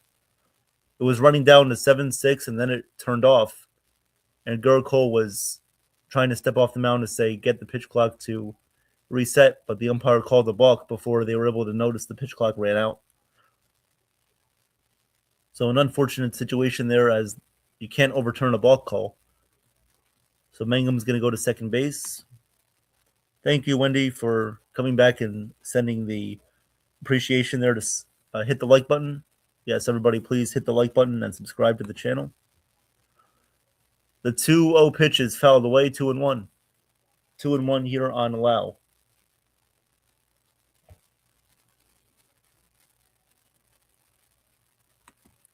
Two and one. The 2-1 pitch, Cole operating from the stretch, and the pitch. Swings and misses at a high fastball, 2-2. 2-2 here on Brandon Lau.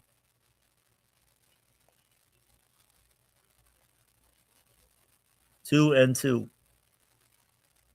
So hopefully the runner on second does not affect Garrett Cole's inning here. 2-2 on the way. The 2-2 from Cole from the stretch. And the pitch is swung on and missed. He got him for strike 3. Nice knuckle curve there to Lau. He strikes out swinging. That's Garrett Cole's 11th strikeout this afternoon.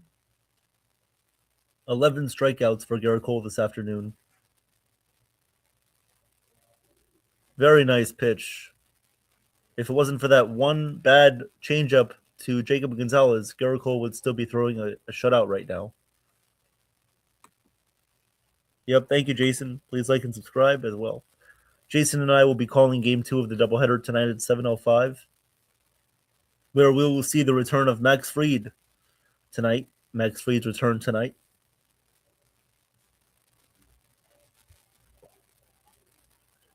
80 pitches for Garrett Cole so far, top of the sixth. Runner on second, and Brian Reynolds stepping up to the plate. The first pitch to Reynolds, fouled away, 0-1. 0-1 on Reynolds.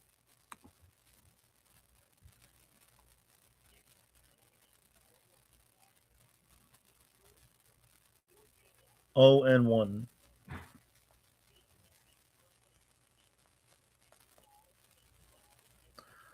Here comes the 0-1 pitch to Reynolds, and he pops it up on the infield, foul territory, third base side. Ryan McMahon under it, and he makes the catch. So McMahon makes the catch there to end the inning. So the unfortunate bulk call there to Garrett Cole does not affect his outing as the Pirates leave that runner stranded. So 2-0 Pirates. We're going to go to the bottom of the sixth inning.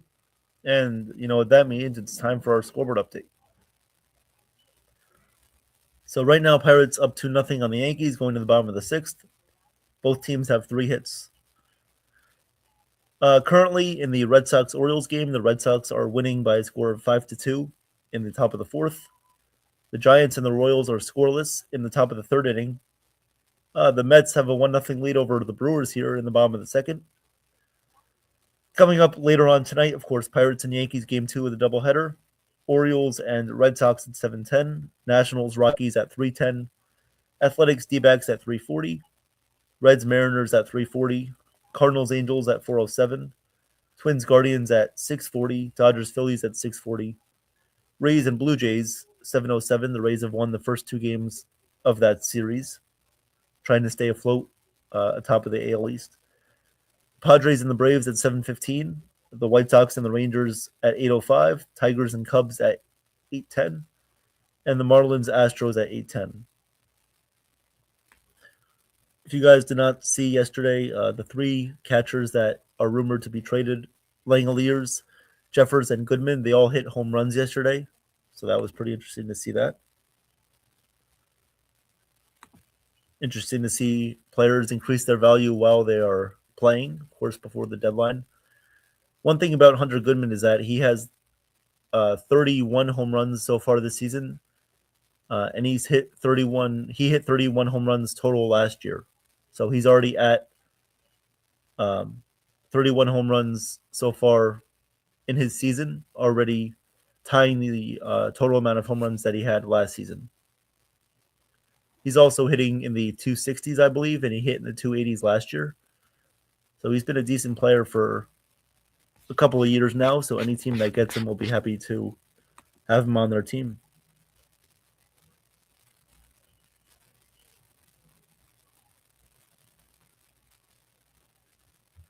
All right, here we go with the bottom of the sixth inning. Bellinger will lead it off here against the new pitcher in for the Pirates. I'll get to that in 1 second. And the pitch is in there for a called strike 0-1. 0-1 here on Bellinger. Pitching for the Pirates.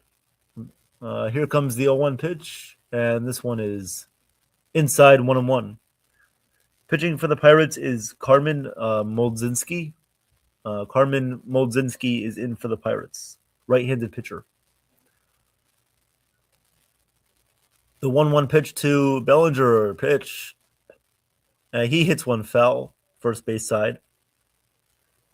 So Mitch Keller, his line for the Pirates today, he went 5 innings, allowed 3 hits, no runs, 2 walks, and he struck out 6 batters. So pretty embarrassing that the Yankees couldn't even score off of him, being the fact that he allowed 3 hits. The 1-2, Bellinger strikes out swinging. Weak swing there by Bellinger. Bad at bat, 1 out in the bottom of the 6th inning. I mean, are you kidding me? Just a weak at bat, a weak swing. Not even trying to get on base, foul off pitchers, nothing. Here comes Dominguez. Nobody on base, 1 out. And the pitch to Dominguez. Up and away, 1-0. 1-0 here on Dominguez. 1-0 on Dominguez. Here comes the 1-0 pitch. And Molzinski deals, and the pitch is up and away for ball 2, 2-0. 2-0 on Dominguez. Let's go. Let's work the count. Try to get on base. And the 2-0 pitch from Molzinski. The pitch. That one is inside, 3-0. But Dominguez hoping to start a rally here for the Yankees. 3-0. Nobody on base. Bottom of the 6th inning. 1 out. Let's go. Let's get on here. The 3-0 pitch from Molzinski. The pitch. Up and away. Ball 4. He walked him on 4 pitches. So Dominguez draws a walk. Yankees have a 1-out base runner in the bottom of the 6th. 1-out base runner. As that will now bring up Jazz Chisholm Jr. Jazz Chisholm Jr. coming up to bat here for the Yankees. Runner on first, 1 away. Jazz struck out in his last at-bat. And the pitch to Jazz is in there for a called strike, 0-1. Looked like it may have been a little bit high, but now the Yankees are out of challenges, so they can't challenge anything. Being the fact that they wasted 2 stupid challenges earlier on in the game from Jazz and Rice. The 0-1 pitch from Molzinski, the pitch. And this one misses high. The count is now 1-1. 1-1 here on Jazz Chisholm.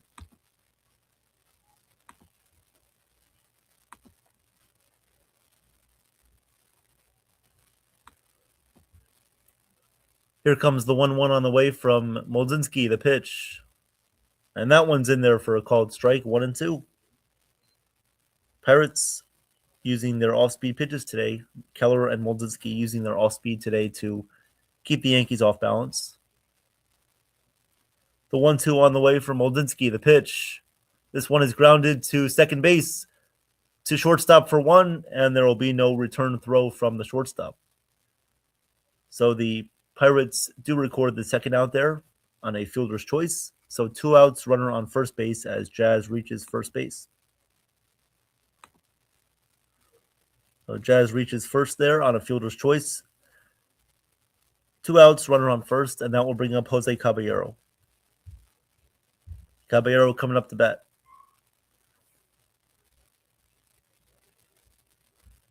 And the first pitch to Jose is a fastball that's in there for a called strike at 0-1. 0-1 here on Caballero. 0-1. Cabby is 0 for 2 on the day. And we're going to have a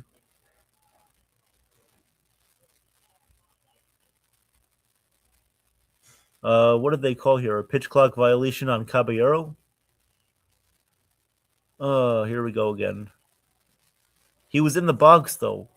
Caballero was in the box, and they called a pitch clock violation. And now Cabby's arguing with the home plate umpire. Boone is coming out, trying to separate the two. Now Boone is getting a word in with the home plate umpire. Still arguing with the umpire. It's only a matter of time before he gets run here. Let's see if he gets ejected. He was in the box. Why are you calling a pitch clock violation if he's in the box? He was well in the box before the 8-second mark even hit.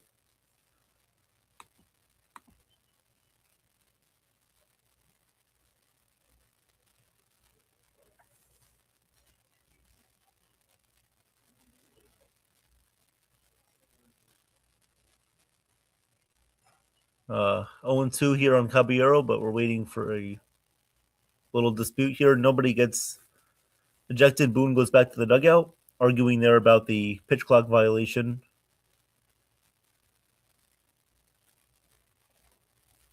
I mean, he was in the box when there was 10 seconds left in the pitch clock.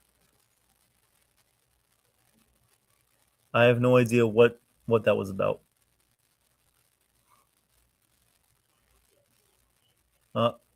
And someone from the Yankee dugout looks like they were ejected. It may have been James Rowson, the hitting coach. He may have been ejected. And now Caballero is arguing more with the umpire. And now we're in a delay here as Caballero is still arguing. And we're just waiting here for the 0-2 pitch. This is just craziness. What do you guys think? Nobody's saying anything. What do you guys think about this if you're watching the game? I'd appreciate it if there were people here that were willing to give their thoughts on this if they're watching the game. The pitch to Caballero is in there for a called strike 3. Got him looking. So Cabby's down on strikes. Again, the Yankees don't score. So 2-0 Pirates have a lead. We're going to go to the top of the 7th. Going to the top of the 7th inning. Pirates coming up to bat. We'll have Valdez, O'Hearn, and Gonzalez. Valdez, O'Hearn, and Gonzalez here for the Pirates. Yep, thank you, Joseph. That was pretty crazy. We know Caballero is known for his antics and throwing pitchers off their timing. But he was not in the wrong there. He was in the box within 8 seconds, well aware of where the pitch clock was at. And that was not on him unless he maybe if he called a timeout or something, but he would have been granted that timeout. But he was in the box there within well before 8 seconds of the pitch clock running out. So I don't know. We'll see. So let's see if there are any updates on the scoreboard. Yes, we do have one update here. The Red Sox now have a 6-2 lead on the Orioles. Red Sox have a 6-2 lead on Baltimore. Top of the 5th. The Mets still have a 1-0 lead on the Brewers. Brewers have runners on first and third with 2 outs.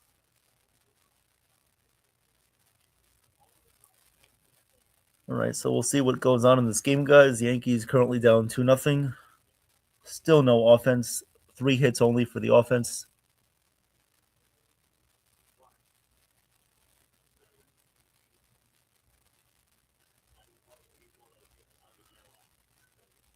Top of the 7th inning, here we go. Coming up for the Pirates is going to be Esmeralin Valdez. So Valdez coming up here for the Pirates. Garrett Cole is still in the game. Aaron Boone in the dugout. Yep. Okay, so Aaron Boone was not ejected. It was only James Rowson who was ejected from the game. Garrett Cole still in the game here with 11 strikeouts. Top of the 7th inning, 82 pitches here on the day. We'll see how far he goes. The first pitch to Valdez from Garrett Cole is popped up, and it will go out of play. So that one will go out of play, 0-1. Here comes the 0-1 pitch from Garrett Cole. The 0-1 pitch is outside, 1-1. Celia says, I think it's just frustration boiling over. They know they can't hit the ball, and I think they probably know that they're hooked. What a shame that Cole's great pitching performance is going to go to waste. Yeah, that's a shame. Definitely is a shame. Definitely is.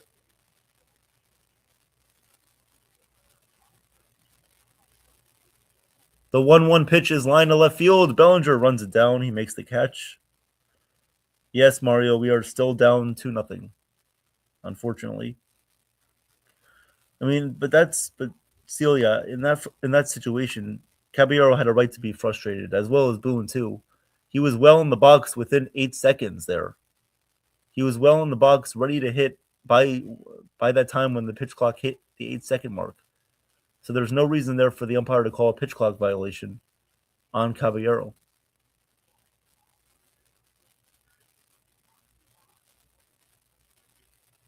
Here comes the first pitch, and this one is in there for a called strike 0-1. 0-1 there on O'Hearn. The 0-1 is inside, 1-1. Cole must slap Aaron across the face is a must. He's got to slap the offense across the face right now.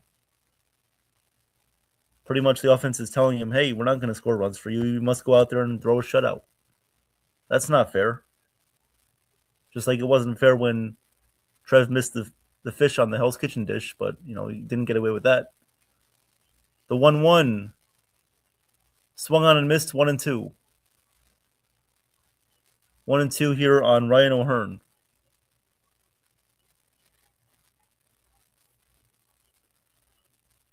The 1-2 to O'Hearn, the pitch.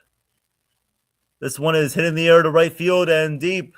Dominguez going back on the warning track. Does he have room to make the catch? He leaps and he makes the catch. Nice play by Dominguez, making a nice catch out there in right field.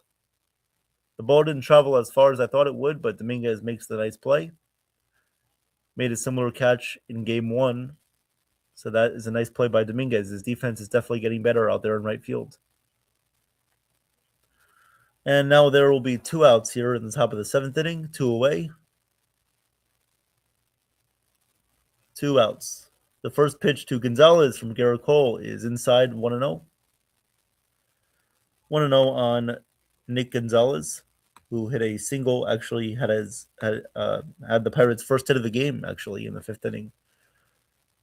The 1-0 pitch to Gonzalez. And this one is hit in the air to right center field. Going back is Dominguez on the warning track, looking up. And this ball is out of here. Goes into the bullpen for a home run. So the 2 Gonzalez's are killing the Yankees today. Nick Gonzalez hits a solo home run to put the Pirates up 3-0. 3-0 Pirates lead. As Nick Gonzalez goes deep, 3-0. 3-0 Pirates.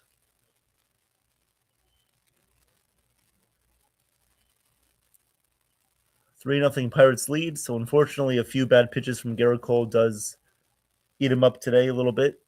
Pirates take advantage of a couple of pitches right there in the zone. 3-0. The first pitch to Gonzalez here is fouled away. This one is this Gonzalez is Jacob Gonzalez, who hit the 2-run home run back in the 5th inning. So Nick Gonzalez just went deep, and Jacob Gonzalez is the one that hit the 2-run home run back in the 5th. So 0-1 here on Jacob Gonzalez. The 0-1 pitch is lined to center field, and right there is Trent Grisham as the ball hangs up for him to make the catch. That'll do it for the Pirates in the 7th inning. However, they hit a solo home run. They're up 3-0. Yankees need to find a way to score some runs here in the next 3 innings. Going to the bottom of the 7th inning, coming up to bat is Ryan McMahon, Austin Wells, and Trent Grisham. So everybody, please press the like button, subscribe to the channel.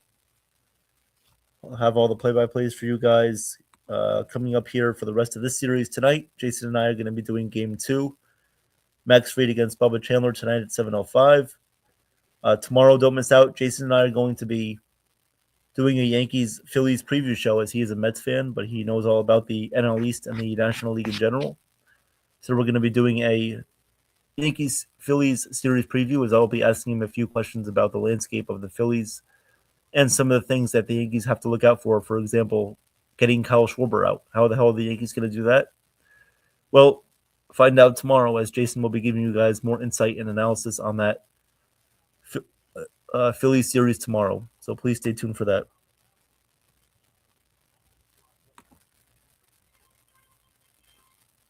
We have Rai Kia channel. How you doing? How you doing, Rai?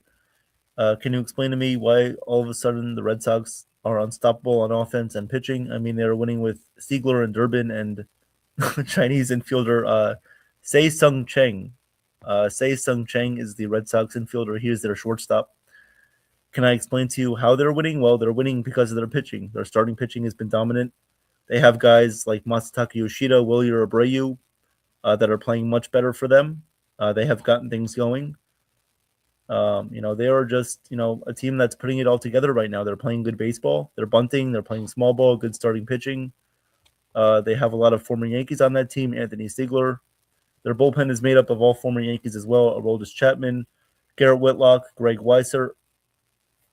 And Sonny Gray is also doing very well for them too. So they're playing good baseball. They're putting it all together right now. And they're just on a roll. They're playing to the inspiration of their manager. Of course, their manager being Chad Tracy. I think they're feeding off of him and his coaching ability there. Of course, he was their AAA manager.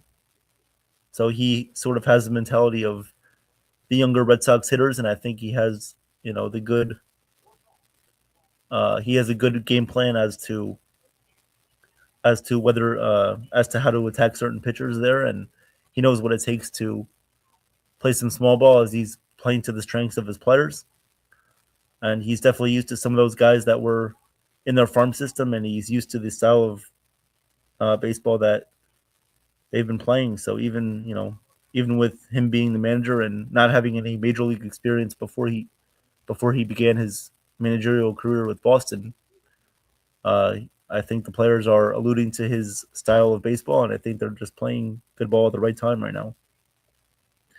I mean, their schedule as well. Their schedule hasn't been the hardest. They've faced, obviously, their winning streak started out with the Nationals, and they played the Mets, of course. They played against the Rays. The Rays are definitely a good team, so give credit to the Red Sox there. But they're playing good baseball right now, in large part due to their starting pitching and their bullpen.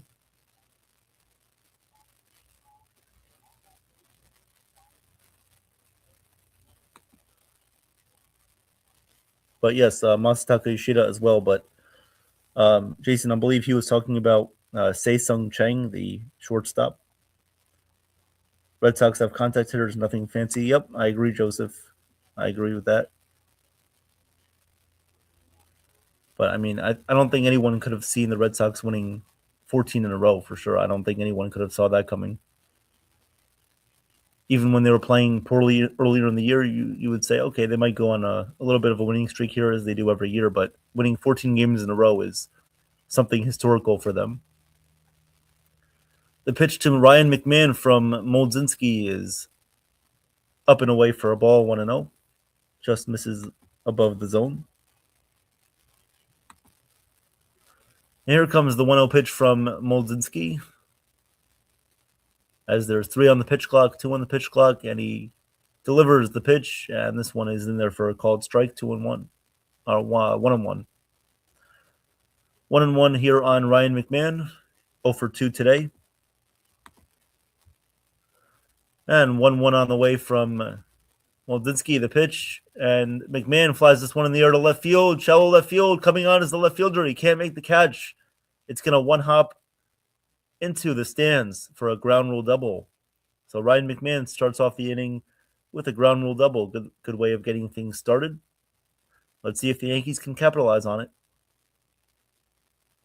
It was a off-speed changeup tailing to the outside corner, and McMahon hits it the other way. So good piece of hitting. Nice hitting there from McMahon. Let's see if the Yankees offense can capitalize on it. Now in this situation, you either have to bunt, move the runner over, get him to third base, find any way you can of just making contact. The first pitch to Wells, he swings and misses. Wow, he was fooled on that one. That was a very slow change up there over the middle of the zone. Wells swings over it. Very fooled on that pitch. The 0-1 pitch to Wells. This one is grounded, foul outside of first, 0-2. So in this situation, try any way you make sure you can try any way you can of making contact here.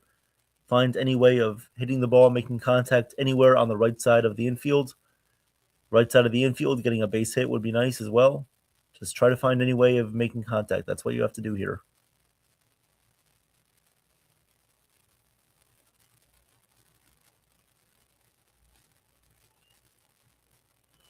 All right, here comes the 0-2 from Moldzinski, and he steps off the mound.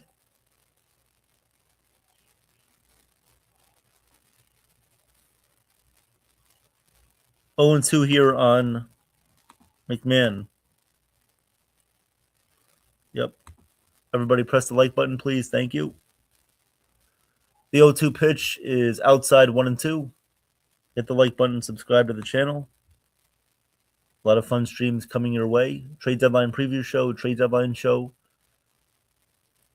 Play-by-plays, roundtables. The pitch to Wells is down low, 2-2. 2-2 on Wells with Grisham on deck, Trent on deck.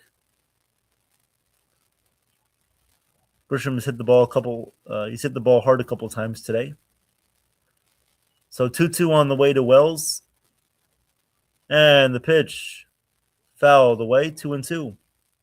So Wells working a good at-bat here on Moldzinski. 7th inning. McMahon at second base, nobody out. 2-2 count on Wells.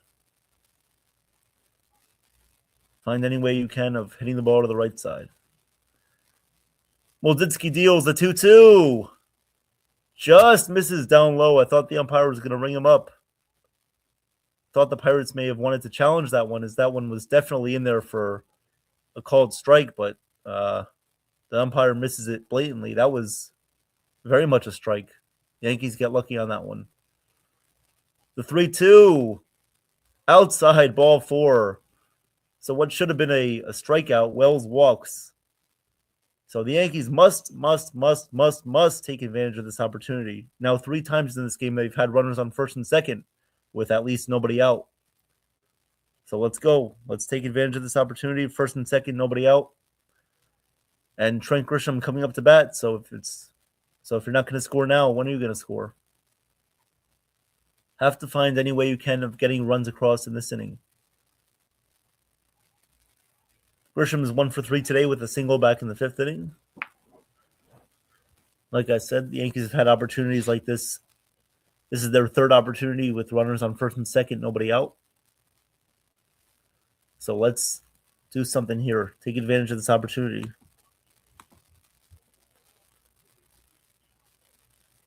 Second time today, first and second, nobody out. They also had 1 chance with runners on first and second and 1 out. The first pitch to Grisham, outside, 1-0.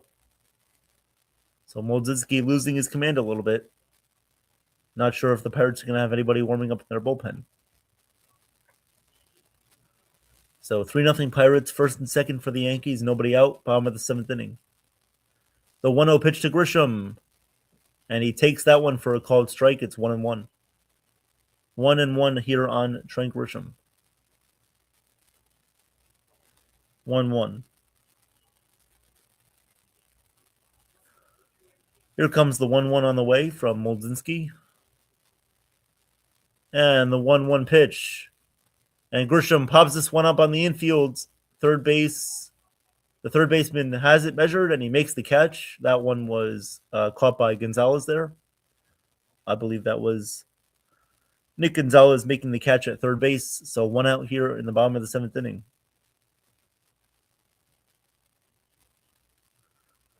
1 away in the bottom of the 7th inning. I mean, this is just unbelievable. First and second, 1 out. Ben Rice up to bat. Can we please do something here? Painful to watch this.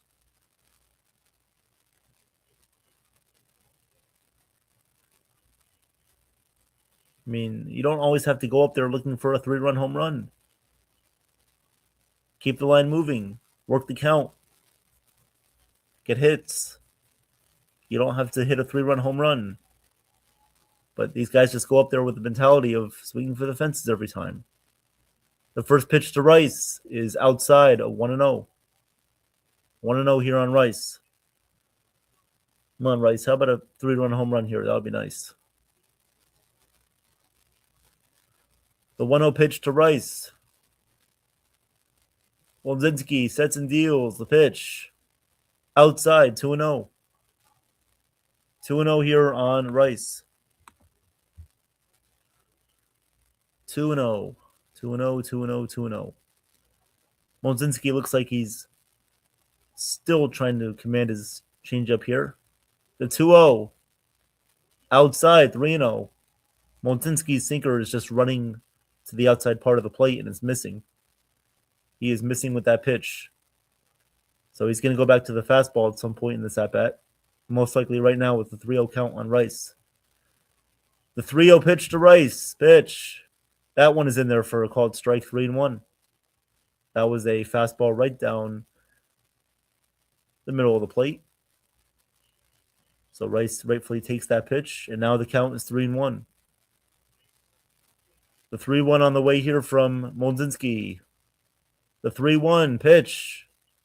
Rice hits this one in the air. Deep right field. You can forget about it. It's gone. 3-run home run for Ben Rice. A 3-run home run for Ben Rice. He hits that one in the second deck. He gets a middle fastball, and he hits one to the second deck for a 3-run bomb. Did anyone hear that I said he might hit a 3-run home run here. Did anybody hear that? Did anybody hear that? Maybe if anybody heard that I, maybe called that home run, then that would be nice. So Rice hits a 3-run home run. Game's tied at 3.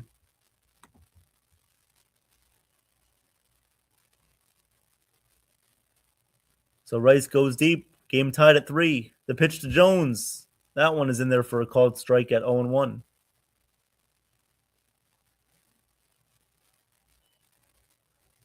So there we go. Rice 3-run bomb. Game tied at 3. Spencer Jones 0-1 count. The pitch to Jones is outside 1-1. Yes.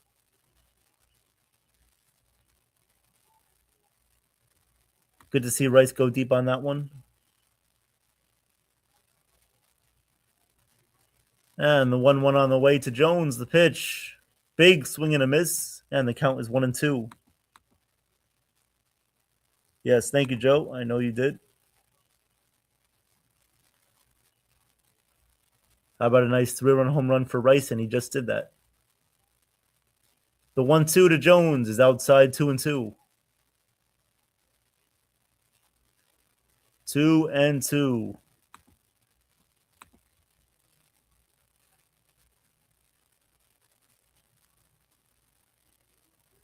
Two on the way to Jones. The pitch. And he grounds one foul outside of first. Count remains 2-2. And Rice hit that one. He knew it right away. It was gone. What a beautiful swing right there. Second deck home run shot. The pitch to Jones, and he swings and misses for strike 3. So that is the second out of the inning. Jones strikes out. 2 away. 2 away.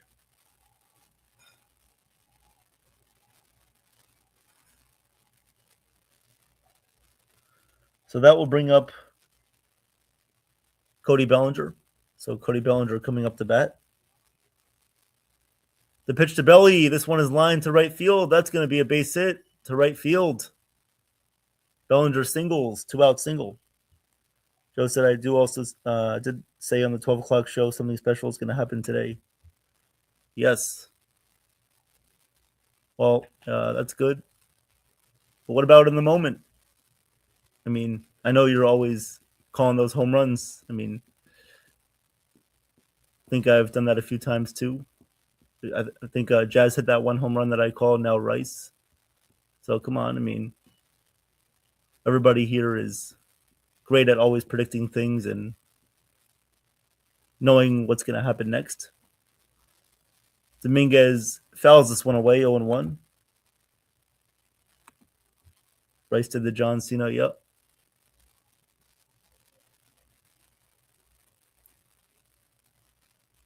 The 0-1 pitch to Dominguez. The pitch. And he fouls one away. 0-2. 0-2.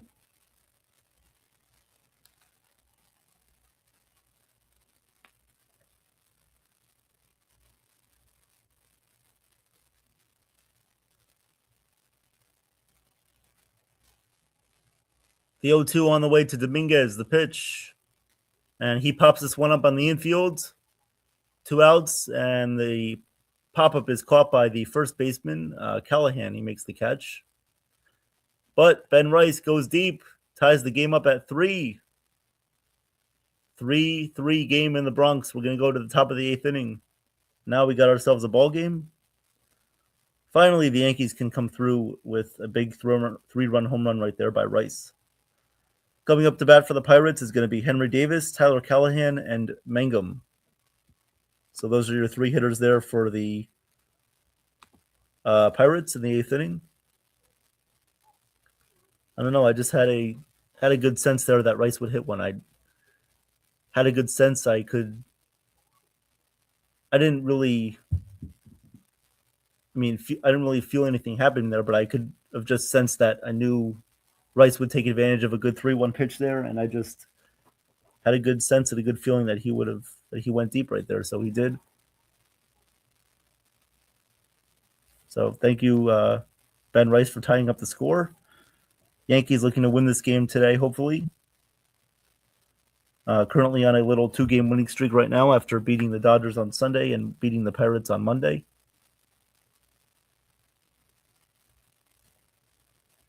So let's see if the Yankees go to the bullpen. We'll see who they put in the bullpen, put in from the bullpen. It looks like Brent Hedrick is going to come out and pitch the 8th inning. Brent has been fantastic with the Yankees this season so far. He's been a very, very good pitcher for us. So far, he's appeared in 50 games, 5-1 win-loss record, has a 1.43 ERA, 50 1/3 innings pitched, 59 strikeouts. So he's been very, very good. Matt Blake has done a great job with him, especially with developing his slider and changeup. So we'll see how he looks out there on the mound. We'll see. No Doval. No Doval, please. The pitch to Davis is fouled away. The count is 0-1. 0-1.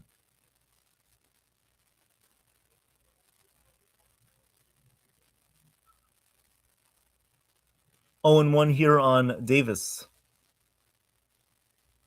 As that foul ball hit Wells in the face mask. Trainer is going to come out, take a look.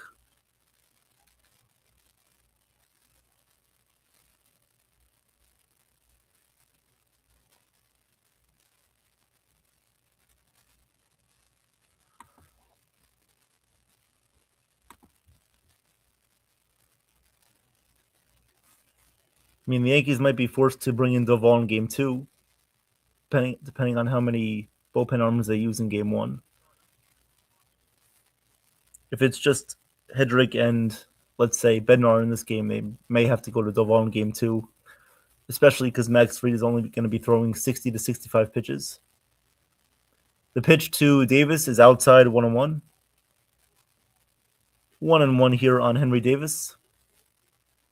Be nice to see the Yankees get a shutdown inning in this top of the 8th. Hopefully take back the lead in the bottom of the inning. And the 1-1 is popped up, and it's going to go foul out of play, 1-2. 1-2 here on Henry Davis. Thank you, Nathan. Thank you very much.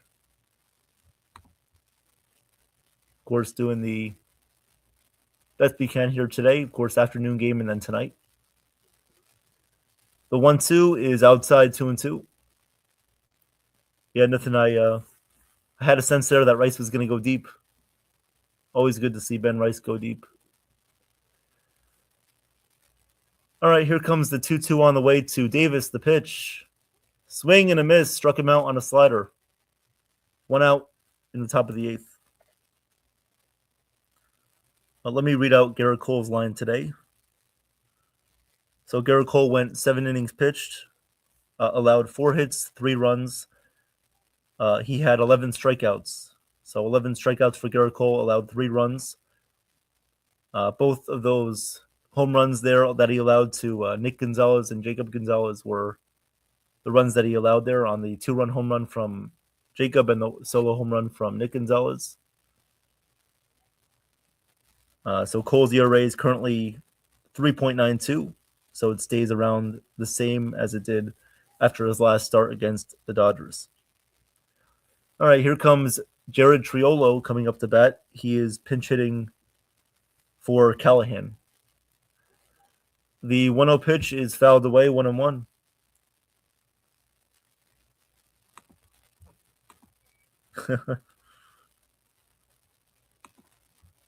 All right, here comes the 1-1 on the way from Hedrick. And the 1-1. Hedrick deals, and the pitch is fouled away, 1-2. 1-2 count on Jared Triolo, who will come into play first base, I'm assuming, for the Pirates.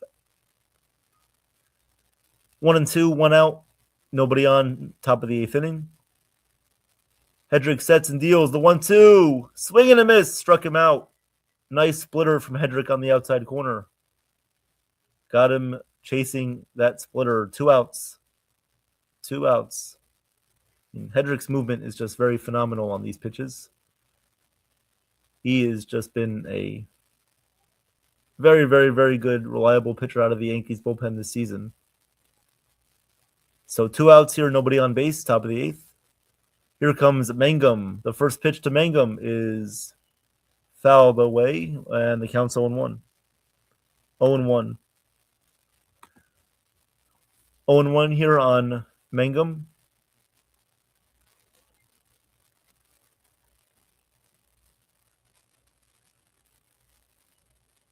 Two outs, 0-1 count, top of the 8th. Nobody on base. After this half inning, I'll give another scoreboard update because we do have some updates with the scores going on around the league. Here comes the 0-1 pitch, and this pitch is dotted on the outside corner for a called 0-2, for a called strike 0-2. Fastball that was painted there on the outside corner by Hedrick.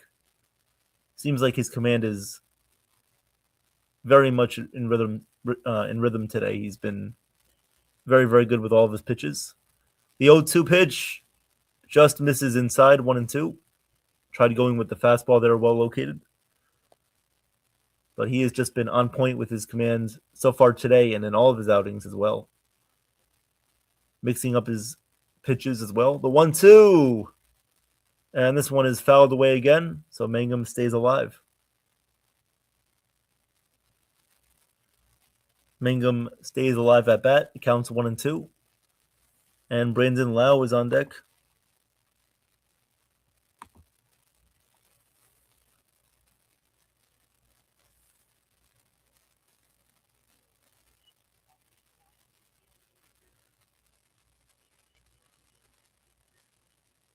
One and two here on Mangum.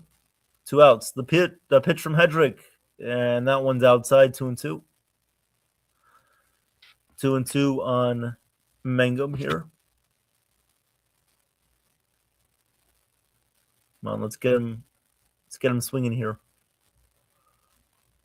The 2-2 pitch from Hedrick. The pitch, and he struck him out swinging with a fastball. So he got him, and that is another strikeout from Hedrick. So he strikes out 3 batters there. So he comes in, strikes out the side. Beautiful appearance there by Hedrick to get the 1-2-3. Going to the bottom of the 8th inning, the Yankees will have Chisholm, Caballero, and McMahon coming up to bat. We'll see if the Yankees can take the lead. Thank you, everybody, for being here. Please press the like button and subscribe to the channel. Thank you, Joe. Yes, everybody here, we all deserve likes and subscriptions. So please, everybody, hit the like button and subscribe to the channel. Have a lot of fun stuff coming up. You don't want to miss out on the fun action on the way. So please like and subscribe to the channel. Thank you, guys. Tonight, Jason and I will have Game 2 of the doubleheader at 7:05 p.m. So come and listen to us at 7:05. And then, of course, we'll have a series preview with the Phillies, Yankees-Phillies series preview with Jason on Thursday, tomorrow. We're gonna go live at 2:00 p.m. So even if you guys are at work or not able to listen, you can catch us on replay. And you guys have about 24 hours before the Yankees-Phillies series begins to listen to the preview that we're going to be doing tomorrow afternoon at 2:00. It's only going to be a half-hour preview, so it's not going to be that long to listen to. So please go back and listen to that to your convenience. Appreciate that. All right, let's do a final scoreboard update for you guys. So right here, 3-3 Pirates and Yankees. The Red Sox have a 6-3 lead on the Orioles here, top of the 7th. The Giants have a 1-0 lead on the Royals, bottom of the 6th. The Brewers have a 3-1 lead on the Mets, going to the bottom of the 4th inning. Nationals and the Rockies are underway. No score there in the bottom of the 1st. Reds and Mariners starting in about 10 minutes. No score there. So Jazz Chisholm coming up to bat. And still in the game there is Moldzinski. The first pitch to Jazz is a little bit upstairs, but it's called a strike 0-1. So we have some substitutions here for the Pirates in the 8th inning. The pitch to Jazz is fouled away 0-2. Okay, so it looks like Jacob Gonzalez is going to go from shortstop to first base, and Jared Triolo is going to go in as the shortstop. 0-2 here on Jazz Chisholm, bottom of the 8th inning, tie game 3-3. The 0-2 just misses off the outside corner, 1-2. Hello, Ewing, 1985. Thank you for being here. The 1-2, Jazz hits this one on the ground right to second base. And there's one away here as Jazz is retired for the first out of the inning.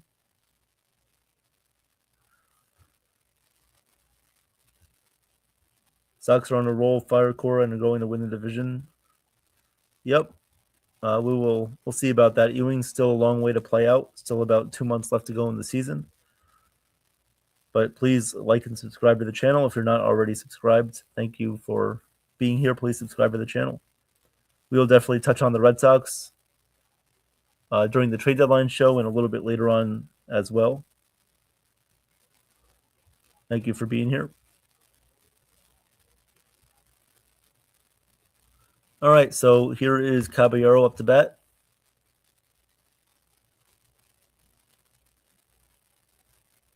Count is 0-1 here.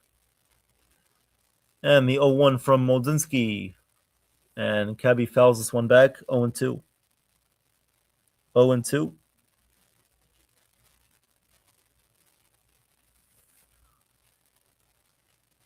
So they're showing the pitch clock here on the right side of the screen. 0-2 count here on Caballero. And Moldzinski deals. The pitch is upstairs for a ball, 1-2. 1-2.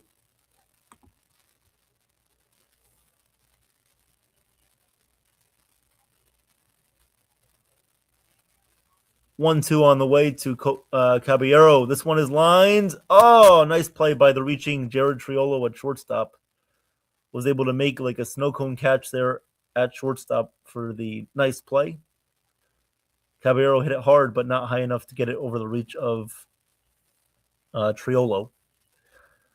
So 2 outs here in the bottom of the 8th inning. 2 away. And now that will bring up Ryan McMahon.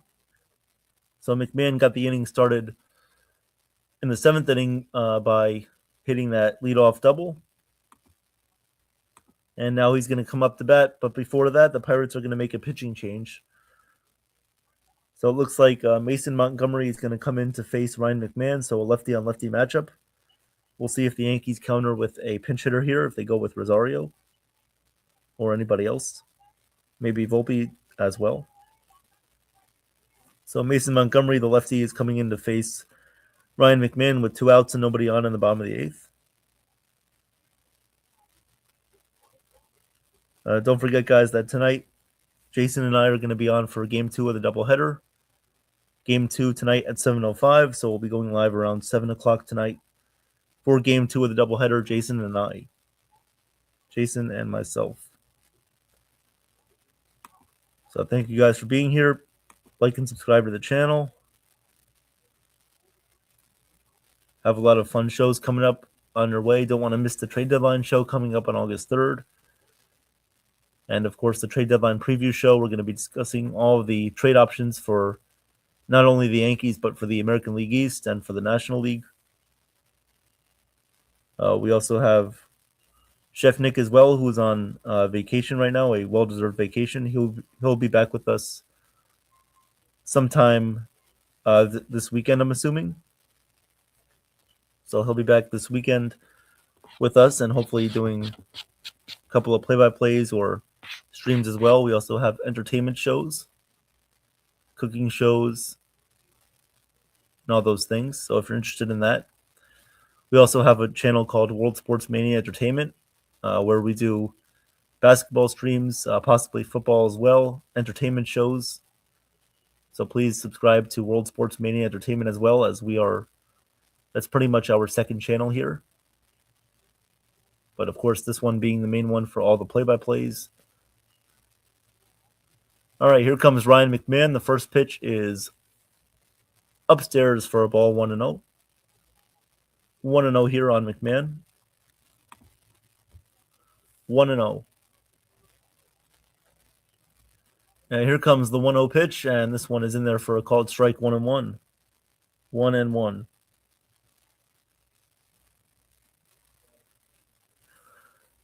Warming up for the Yankees is Bednar. Here comes the 1-1. And the pitch is in there for a called strike, 1-2. Of course, it's adequate for Bednar to be in against his former team. So we'll see how that plays out in the top of the ninth. 1-2 count on McMahon. The 1-2. McMahon hits this one on the ground, and that's going to be, nice diving play by the second baseman, who throws to first in time for the out. That was a nice play there that was Brandon Lau, who made the nice play there from second base to first base. Nice diving play to his right. So McMahon, at least he made contact with it. He hit the ball hard, but just a better play by the Pirates. The Pirates have been making a couple of nice defensive plays today.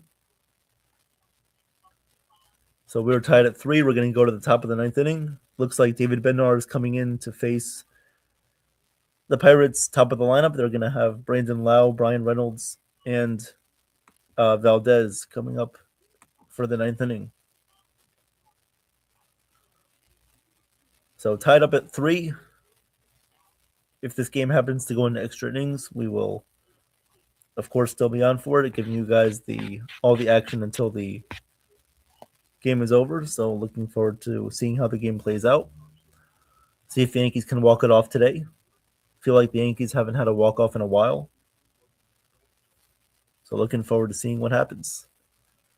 And of course, we'll be back tonight at 7 o'clock for game 2 of the doubleheader, Jason and I.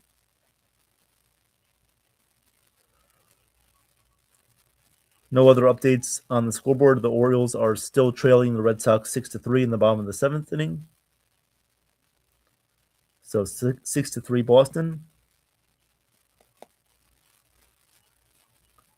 So far, there's no other injury news on Carlos Rodon. He is, from what Aaron Boone said, he's still throwing from the side, so he is not making any rehab starts as of yet. Most likely, he'll be making a rehab start maybe next week or the week after that. So he'll be doing that.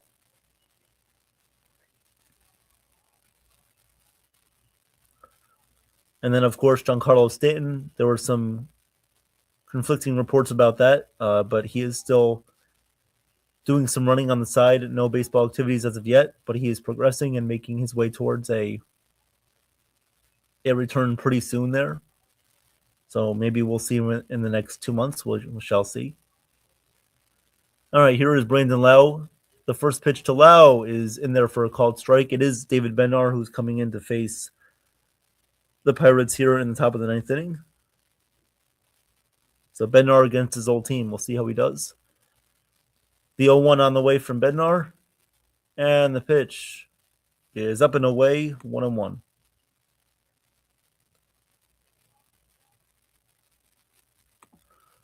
1-1 here on Brandon Lau. And the 1-1 pitch. This one is hit on the ground, and it's a base hit to left field. So Lau goes the other way for a base hit single to lead off the ninth inning. Runner on first, nobody out. Rye says they were comfortable at the plate and moved them off the plate. I wish Volpe, same player like Durbin, no fear getting hit by the pitch. Yeah, that's an interesting comment there, of course. Thank you for the comment there. Obviously, there's a strategy to moving guys off the plate, getting them to chase at off-speed pitches that are off the plate and away. So there are strategies to that. So thank you for the comment there. But I mean, I don't think anyone wants to get hit by the pitch intentionally. I don't think anyone's looking to get hit by the pitch unless there's a situation where they of course, have a RBI chance to get hit by the pitch to get the run in, but I don't think otherwise that they'll be trying to do that. But here comes Brian Reynolds. The first pitch was fouled away 0-1. The 0-1 pitch to Reynolds, and this one is down low for a ball 1-1. Missed with a splitter there. 1-1 here on Brian Reynolds.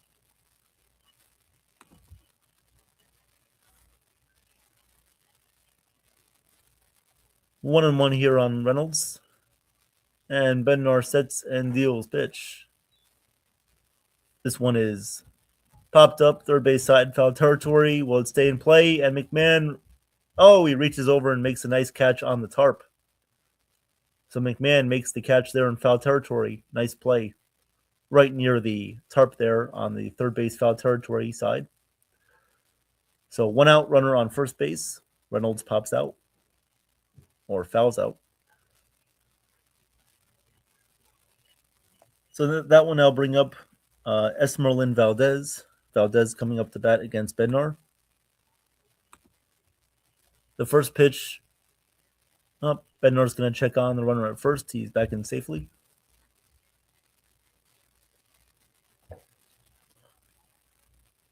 So back in there safely, runner on first, 1 out. And the first pitch to Valdez is in there for a called strike with a splitter, 0-1. 0-1 here on Valdez. 0-1 on the way. And the 0-1. That pitch is up and inside on Valdez. Just misses him. So luckily did not hit Valdez there, but was close as the pitch was up and inside. Some chin music there on Valdez. Maybe just a strategy to get him to swing at something away. We'll see. So 1-1 is the count here on Valdez. 1-1.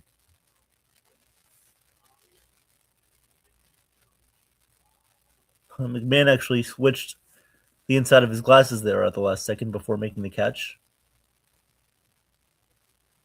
The pitch is up and inside here on Valdez. The count's 2-1. So a couple of misses here by Bednar. The count is 2-1 on Valdez. The 2-1 pitch on the way from Bednar. The pitch down low and outside, 3-1. Bednar missing a little bit here with his off-speed stuff. So 3-1 is the count on Valdez. Thank you to the new subscribers today. Thank you to Ewing for being here. Thank you as well to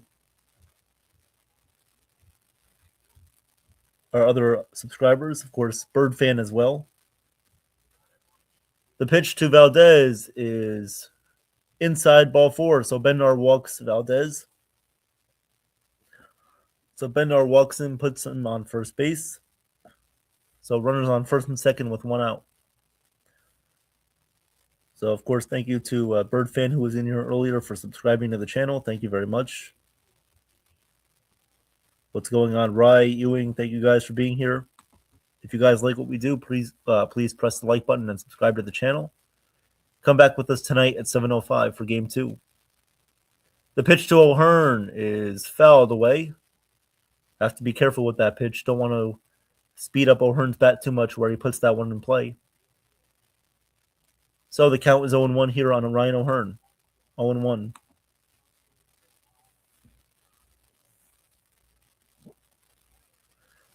First and second for the Pirates, 1 out, top of the 9th. The 0-1 to O'Hearn. And he pops it up, foul out of play. 0-2. O'Hearn had a pitch to hit there right in his wheelhouse on the inside corner. But he just missed that one. So the count is 0-2 here on O'Hearn. 0-2. Here comes the 0-2 from Bednar. The pitch. Down low. And misses there with a splitter. 1-2. 1-2.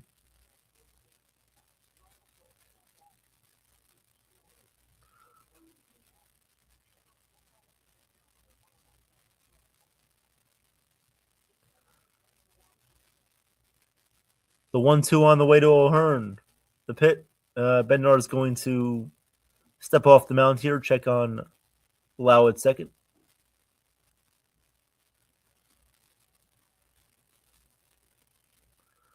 One, two on the way here to Ryan O'Hearn. Here comes the 1-2, the pitch. And Bednar misses inside again, 2-2. 2-2 here on O'Hearn. So 2-2 count, first and second, 1 out. 3-3 game here.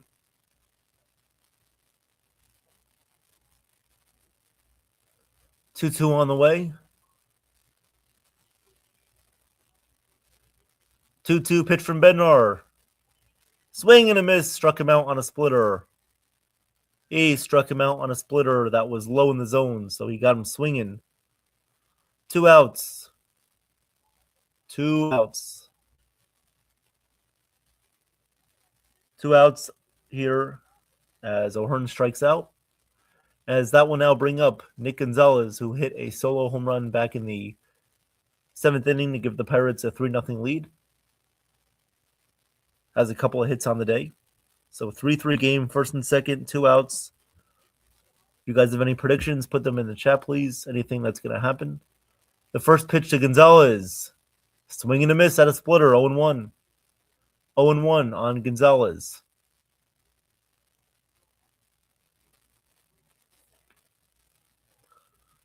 Oh, 1 pitch on the way here from Bednar to Gonzalez. 2 outs, first and second. And the pitch. And Bednar misses with this one, low and away, 1-1. 1-1 here on Gonzalez. Yankees trying to bring this game to the bottom of the 9th inning, trying to walk it off here.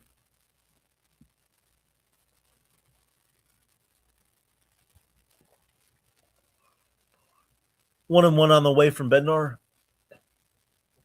And the 1-1 pitch. Swing and a miss. Another splitter from Bednar. The count is 1-2. Hey, Corky, what's going on? Thank you for being here, Corky. Appreciate it.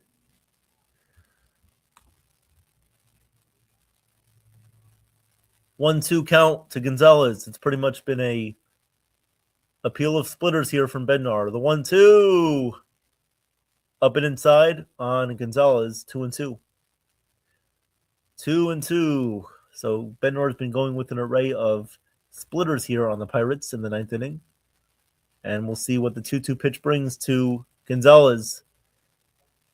The 2-2 from Bednar. The pitch. In the dirt. Nice block by Wells. Throws back to second base. Nobody's covering. But Lau will stay right there as it actually hit him as he was going back to second base. So Lau will stay right there at second. 3-2 count. 2 outs, first and second. So Lau, pretty good lead off the second base there, was thinking about going to third, but he thought better of it, went back to second. The 3-2 pitch coming up from Bednar. 2 outs, first and second. The 3-2 from Bednar. He sets and deals. The pitch is lined. Rice makes a diving stop at first base. He steps on the bag at first, and he got him. He got him. Very nice diving play by Ben Rice to his left.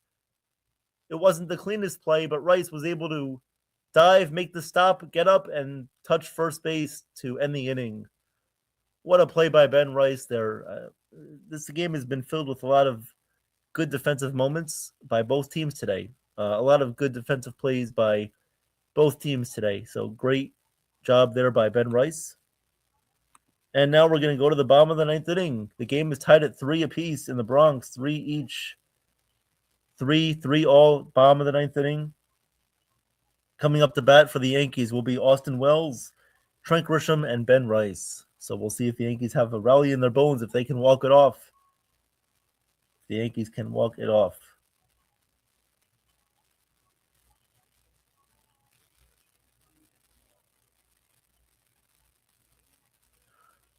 So we are ready for this bottom of the 9th inning. We're ready for the Yankees to hopefully walk it off in this day-night doubleheader game.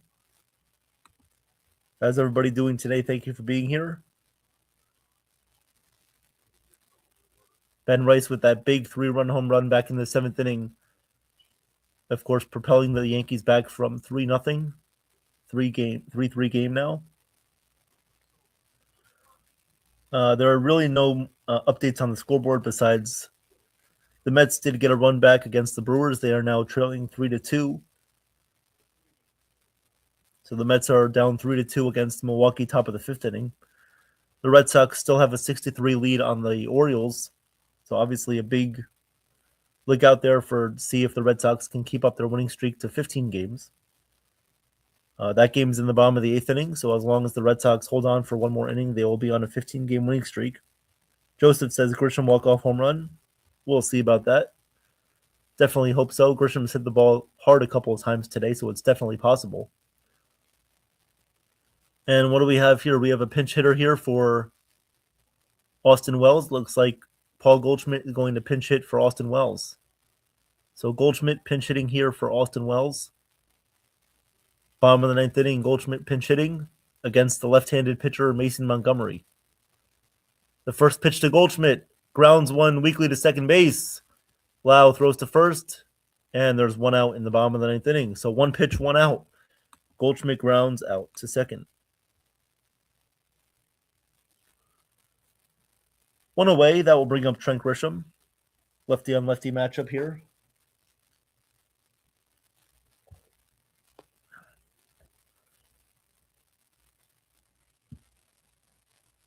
Grisham 1 for 4 today with a single back in the 5th inning. And the pitch to Grisham is a little bit low for a ball 1-0. Pirates catcher signaled to challenge it, but I don't think they have any challenges left. They may have one challenge left, I'm not sure. Yes, they do have one challenge. The umpire is going to review this play. ABS challenged, and they did overturn the call, so it's a called strike to Grisham.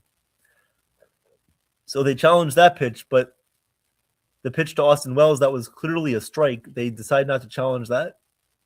That was a little bit confusing. They decided not to challenge the one to Austin Wells. That was clearly a strike, but they challenged that one.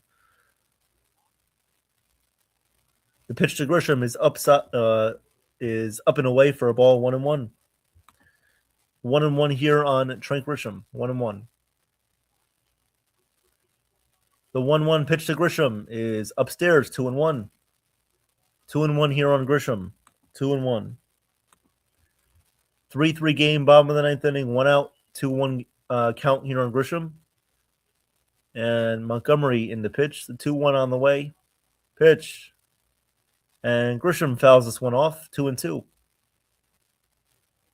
Fernando Cruz warming up for the Yankees in the bullpen. This may come down to a game of small ball here, as might be heading for extras.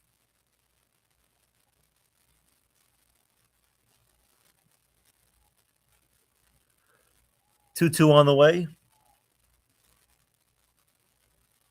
The 2-2 to Grisham pitch. Down low and away, 3-2. 3-2 on Trent Grisham.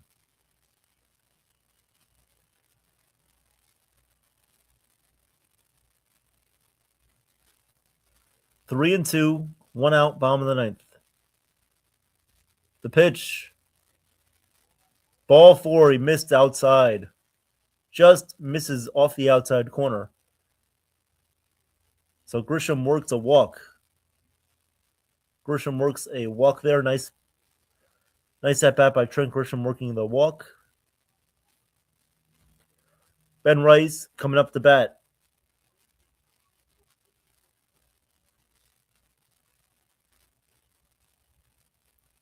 The first pitch to Rice from the lefty, the pitch. And that one catches the outside corner, 0-1.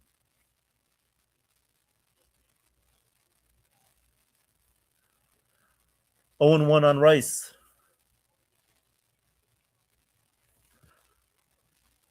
The 0-1 pitch to Rice. Pitch from Montgomery. He sets and deals the pitch. Oh, Rice takes a fastball right down Broadway for a called strike, 0-2. That was his pitch to hit. That was it right there. 0-2, 1 out, runner on first. The 0-2 from Montgomery. And the pitch. Oh, Rice swings and misses. Strike 3. Got him with a fastball. Rice not able to catch up to that 100-mile-per-hour fastball from Montgomery. He blew it by him. That's just him saying, I'm going to attack you. I'm going to give you my best stuff, and he struck him out. So 2 outs, runner on first. 2 outs, runner on first.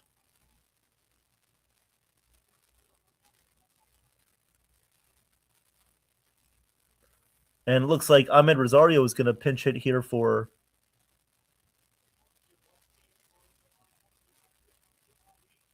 Spencer Jones. So Rosario coming in to pinch hit for Spencer Jones.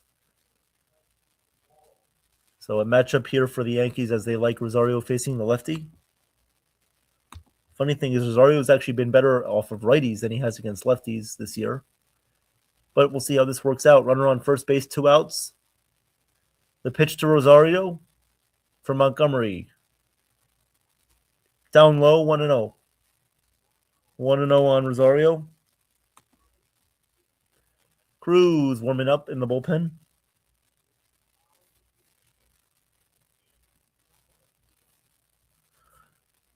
Here comes the 1-0 pitch to Rosario. And the pitch in there for a called strike, 1-1. 1-1 here on Rosario.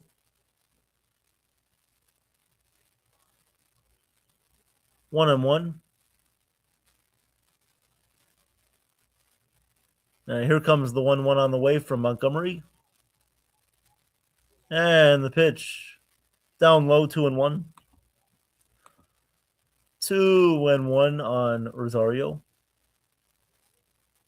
As I said, hitting 279 against righties, 209 against lefties. Hitting 237 in that average. The 2-1 pitch. And Rosario swings and misses over a sinker. 100-mile-per-hour sinker, and the count is 2-2. 2-2 on Rosario.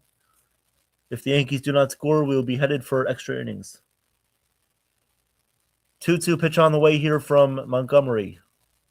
Montgomery is going to look over at first, and Grisham is back safely at first base.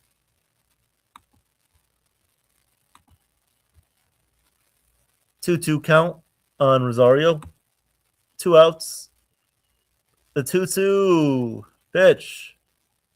Swing and a miss. Rosario strikes out on a 101-mile-per-hour sinker well located on the inside corner. So that'll do it for the Yankees in the 9th inning. We're going to go to extra innings. Extra innings coming up in the Bronx. Going to the 10th inning. Going to the 10th. Now we'll see who comes in from the bullpen. Most likely it will be Fernando Cruz. How many pitchers are going to be used? Obviously, with a day-night doubleheader, we'll see how the Yankees manages this bullpen. So far, they have used Hedrick, Bednar, and now Cruz. So Cruz coming in to face the Pirates. Looking forward to seeing how the rest of this game goes. Thank you guys for being here. Please like and subscribe to the channel. Nobody else gives you this effort or passion more than I do, so please like and subscribe to the channel as I am giving you guys what I can today. Of course, the doubleheader, Jason and I will be back tonight for the doubleheader at 7:05. We'll be back for the 7:05 game. You're not going to want to miss out on that. Mets fan and a Yankees fan doing a Yankees play-by-play together. It's been great doing that in the past and looking forward to doing it again tonight, so you're not going to want to miss out on that. Tonight, myself and Jason. Tomorrow, don't miss out. Myself and Jason are doing a Yankees-Phillies preview show. Yankees-Phillies series preview show tomorrow at 2 o'clock live on YouTube on NY YankeeMania. So please come in the chat if you want to see us do that stream. Of course, feel free to comment. Give us any of your questions. Jason will answer them. I'll be asking Jason a couple of questions about the Phillies and the NL East. So don't miss out on that. It's going to be about a half-hour show. And even if you can't watch it live, feel free to watch it on replay, as you guys will have about 24 hours before the start time of the Yankees-Phillies game on Friday to listen to that episode and keep you guys updated on all the news and information regarding the NL East and the Phillies. All right, so we have a couple of substitutions here. Ali Sanchez is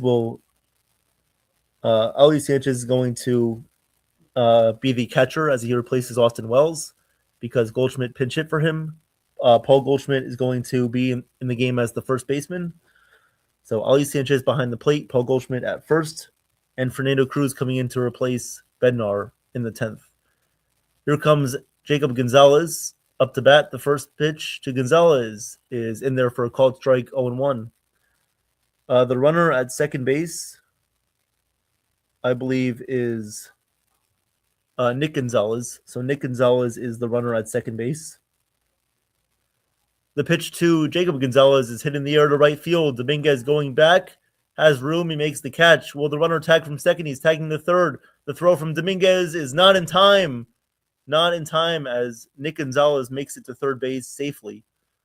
So Gonzalez makes it safely to third base. So a runner on third with one out. Runner on third base, one out. We're in the top of the 10th.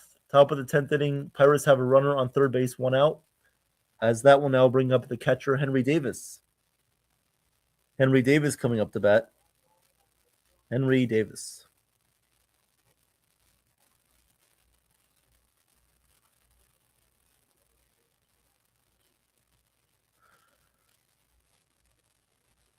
Marcelo Ozuna is coming in to pinch hit for Henry Davis. So Ozuna coming to pinch hit for Davis.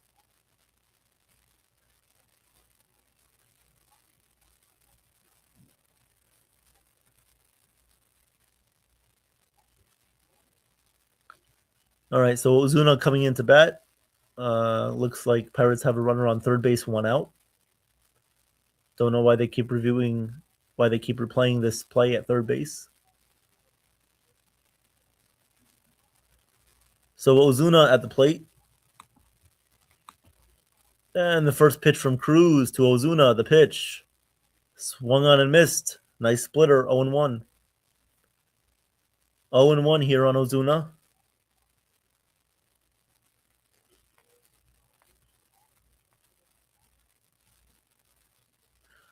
Here comes the 0-1 pitch to Ozuna. The pitch is down low, gets away from Wells, but not far enough for Gonzalez to come home to score.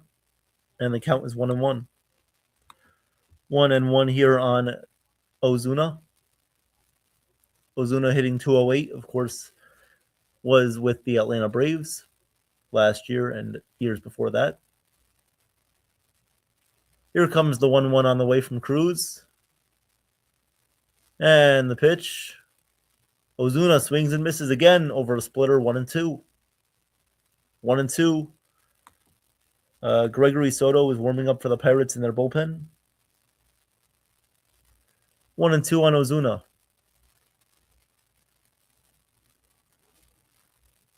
The 1-2 pitch from Cruz. Here comes the pitch. And Cruz deals the pitches down low, misses 2-2. 2-2 here on Ozuna. 2-2. 2-2. 2-2 on Ozuna.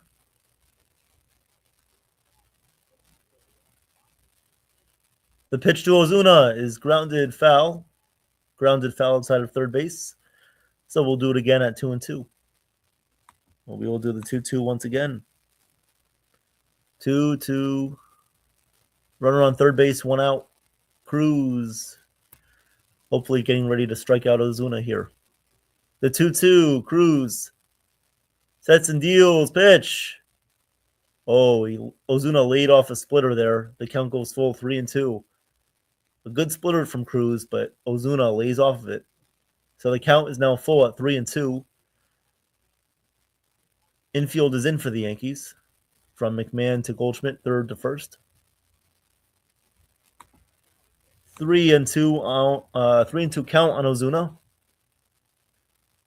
3-2. Cruz at the set. And here we go.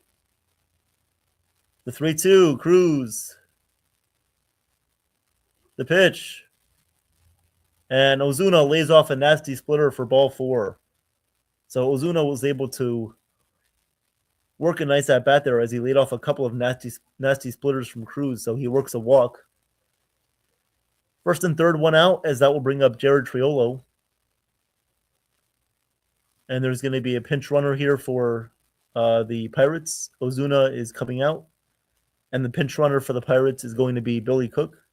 So he comes in to pinch run for Ozuna. Runners on first and third with one out. And Jared Triolo is coming up to bat. Triolo coming up to bat with runners on the corners and one out. Yankees back to normal depth on the infield, looking for the double play. If there's a ground ball to first or third, they might be looking to go home with it. Cruz in to face Triolo. And here comes the first pitch from Cruz. The pitch is up and inside, 1-0. 1-0 here on Jared Triolo. 1-0.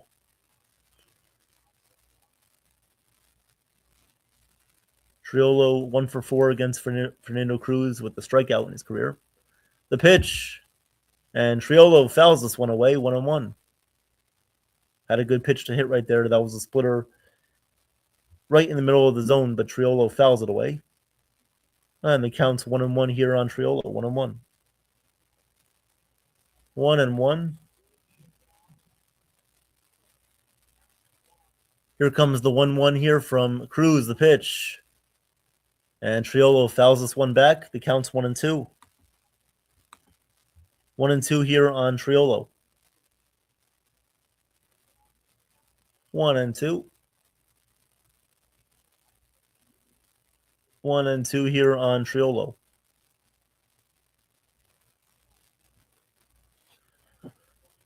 The 1-2 pitch.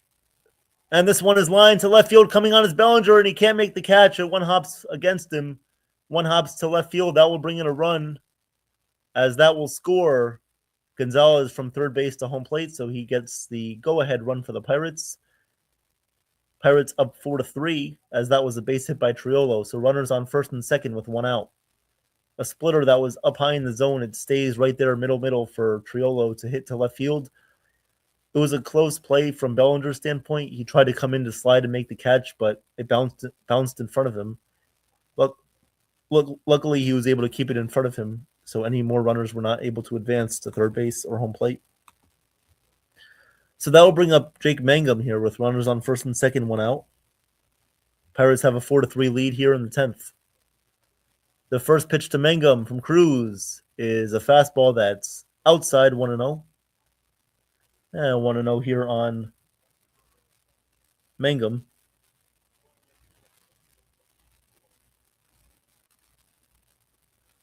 Here comes the 1-0 pitch from Cruz, the pitch. And this one is outside, 2-0. 2-0 here on Mangum. Hey, Jason's still here. What's up, Jason? At least we have Jason still in the chat. He says 15 in a row for the Red Sox. Okay, awesome. So the Red Sox making some history today, winning 15 games in a row. That's more impressive than Raj being able to be a nice parsonier on the fish station every night.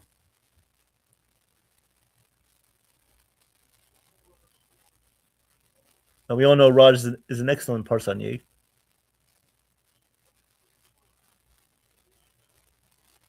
Two 2-0 here on Mangum. The pitch.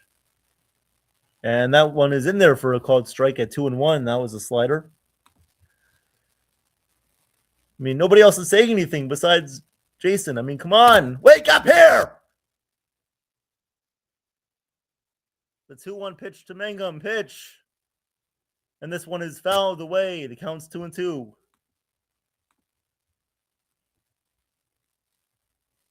At some point, it's just got to be like a boiling pot that just steams out pasta and red sauce with fish.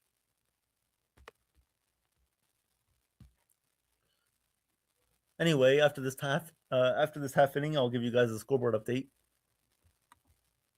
Oh, Corky's still here. Hey, Corky, what's going on? I think we're doing a great job today, as always, giving you guys all the shows. But today, especially, giving you guys the doubleheader. Jason and I tonight calling the game. Show us some love. Show us some action. give us your questions, give us your participation. That would be great. Thank you guys as always. The 2-2 pitch. And this one is lifted foul out of play. The count remains at 2-2. Yeah, Jason, exactly. The riot wasn't plan A, but I think the Boston Massacre may have been plan A. Hey, Celia. Yes, the game is over, most likely, in your opinion, probably. But we'll see how it goes. The 2-2 pitch. And this one is reached out to center field. That's going to drop in front of Grisham with a run score from third base. He's coming home. Grisham's throw is offline. The run scores. And the runner from first goes to third. So that's an RBI single there for Mangum. He gets another RBI today. The Pirates have a 5-3 lead. Pirates up 5-3. Runners on first and third. Yep, thank you, Celia. Appreciate it. Always enjoy seeing you in the chat and your opinions as well. Thank you for being here. We definitely accept that as always. Just calling the game here, playing it down the line, fair and square, just like Foursquare back in elementary school. So Grisham's throw is offline. Pirates have a 5-3 lead. 5-3 lead. And there are runners on first and third with one out. That will bring up Brandon Lau, the pitch. And he misses up and away for a ball, 1-0. So Cruz misses again with a fastball. The count's 1-0 here on Lau. 1-0 here on Brandon Lau.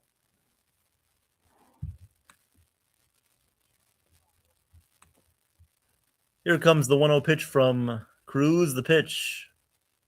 This one is outside for a ball, 2-0. And the runner from first, Mangum, advanced to second, so he stole second base, as the Yankees defense was not properly positioned there as they had the infield in. So second and third now, one out, as Caballero was playing in, so there was no chance of a throw there from Ali Sanchez. A 2-0 count on Lau, the pitch from Cruz, and he misses down low, ball, 3-0.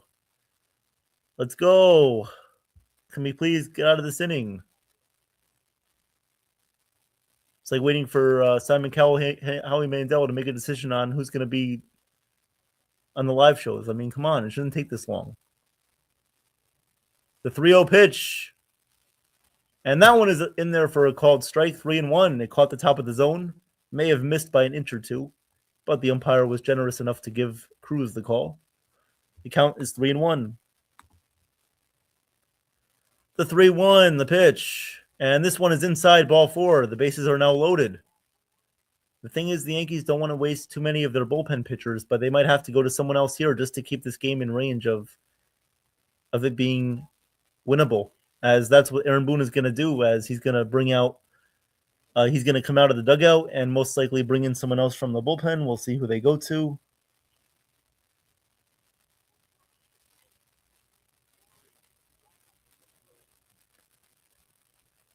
All right, so coming in is Kervin Castro. Oh, screw this. All right, guys, I'll be right back.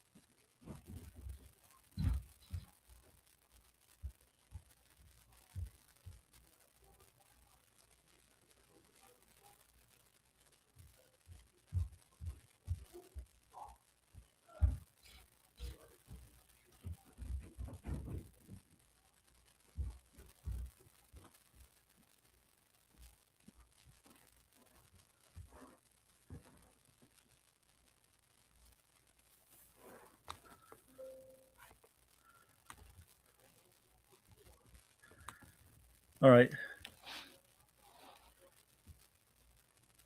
Sorry, guys, I'm back now. The 0-2 pitch is fouled away. Count remains 0-2.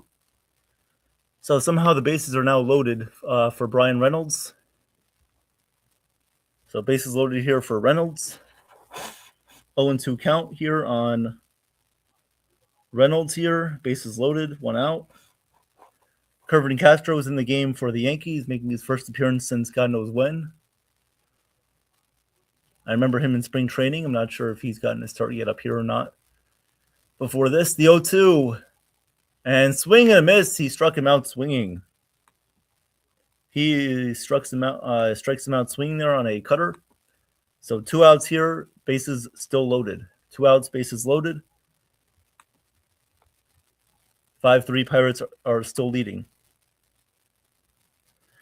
Celia, if you want, I can let Joe know that Jake is still blocked. I will definitely do the best I can to get Jake unblocked and back here to be in the chat regularly. But I appreciate that. I hope he's doing well too. Obviously, we don't want anyone to be blocked for no reason here. So I will do my best to fix that situation. Thank you very much. And the 1-0 pitch to Valdez is swung on and missed, 1-1. So this is Esmeralyn Valdez, who is up at bat right now. Celia, I don't know if Cruz is that reliable. Honestly, he's wild. Either he's good or horrible. The pitch is swung on and missed, 1-2. Yeah, Celia, I do agree with that. When Cruz has a splitter working, he is definitely a different pitcher than when he doesn't have it working. When he's missing, when he's not locating his fastball, that's when things seem to go off the rails for Cruz. The 1-2 from Castro, and he misses up and away with the fastball, 2-2. 2-2 here on Valdez, 2-2. Bases loaded, 5-3 game, top of the 10th inning, 2 outs. Here comes the 2-2 on the way from Castro, and he swings and misses for strike 3. So Castro comes in, he does a nice job. He strikes out Reynolds, and he strikes out Valdez. So 2 strikeouts there for Castro. Good job there from Kervin Castro. So good job there. So we're going to go to the bottom of the 10th inning. Do the Yankees have a rally in their bones once again? Can they come back from a 5-3 deficit, tie the game, or potentially win? We'll see. Let's go to the scoreboard right now. The Royals have a 5-3 lead over the Giants, top of the 8th. The Brewers have a 3-2 lead over the Mets, going to the bottom of the 6th. Nationals and the Rockies are scoreless, top of the 4th. Athletics and the D-backs are scoreless in the bottom of the 2nd. The Reds and the Mariners are scoreless in the bottom of the 2nd. The Cardinals and the Angels are scoreless in the top of the 1st. And your finals today, the Red Sox defeated the Orioles 6-3. So the Red Sox are on a 15-game winning streak as they win 6-3.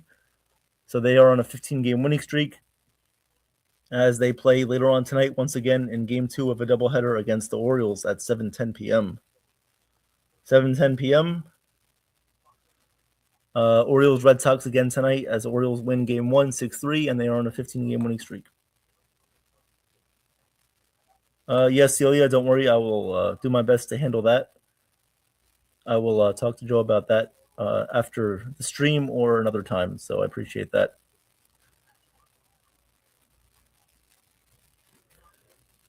All right, so bottom of the 10th, 5-3. Let's see if anyone else is coming in for the Pirates.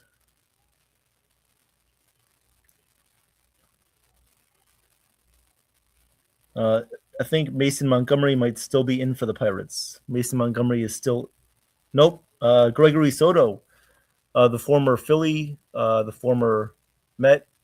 So Soto's coming in. Gregory Soto, who's been pretty good for the Pirates this year in 41 games, 3.98 ERA, 40.2 innings pitched, and he has a 185 average against. So Gregory Soto coming in to pitch here for the Pirates.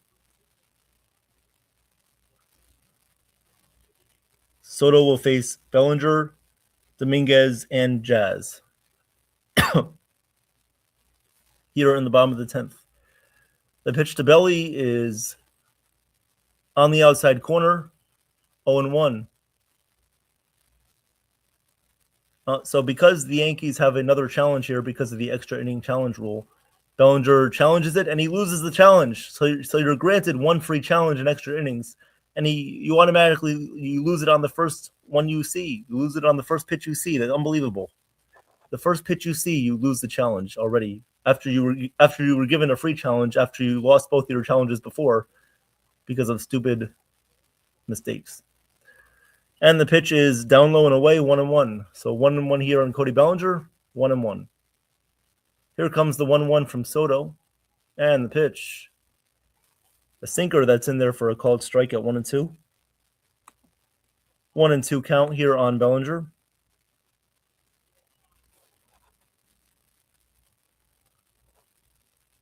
Here comes the 1-2 from Soto. The pitch.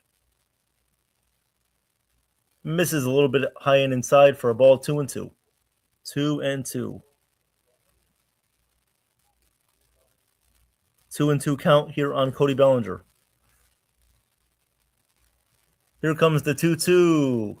Bellinger checks the swing and he went around for strike 3. He strikes out for the first out of the inning. So Belly strikes out, as that will bring up Jason Dominguez. Dominguez coming up to bat against Soto.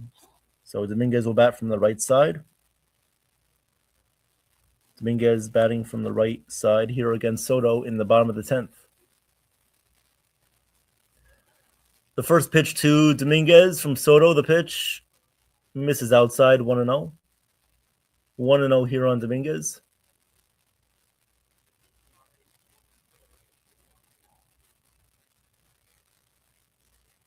Here comes the 1-0 pitch. And Soto deals. This one is, it gets away from the catcher. It goes to the backstop. Rosario is going to go to third. So Rosario, the runner at second base, is going to go to third base. So Rosario goes to third. And that was a passed ball there from Soto, as that should have been caught by the catcher Flores. So Rosario to third, 1 out, 2-0 count on Dominguez. This run essentially does not mean much for the Yankees today. The pitch. Dominguez lines it to right field, but it's foul, 2-1. 2-1 here on Dominguez, 2-1. 2-1, 5-3 Pirates lead, bottom of the 10th, 1 out, 2-1 count. 2-1 here on Dominguez. The 2-1 pitch to Dominguez. The pitch is upstairs for ball 3, 3-1. 3-1 here on Dominguez, 3-1. Jazz is on deck. Now here comes the 3-1 on the way from Soto. Soto kicks and deals the pitch, and Dominguez pops this one up on the infield, actually, to shallow center field, and Lau will make the catch. So 2 outs. So Dominguez fails to even get the run in that essentially doesn't mean anything. So he doesn't really does not get the run in that doesn't mean anything. So anything that will tie this game is going to be a 2-run home run from Jazz right here. So Jazz needs a 2-run home run to tie the game. Runner on third base, 2 outs. So Soto against Jazz, lefty on lefty. Yankees down to their final out of the day. Here comes the first pitch to Jazz. Pitch. And Jazz fouls it away. 0-1. 0-1 here on Jazz Chisholm.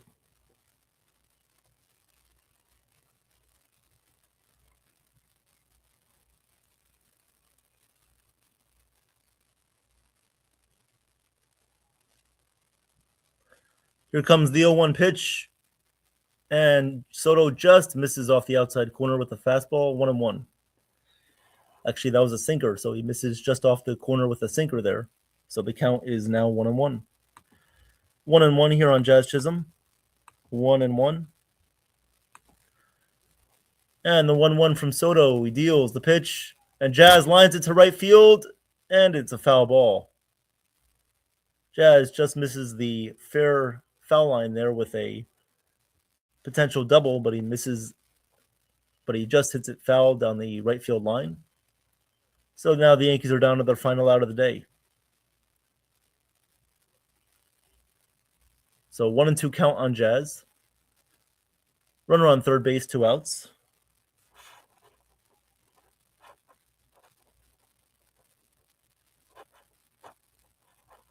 The 1-2 pitch to Jazz. Outside, 2-2. 2-2 here on Jazz Chisholm. Runner on third, 2 outs. 5-3 Pirates lead.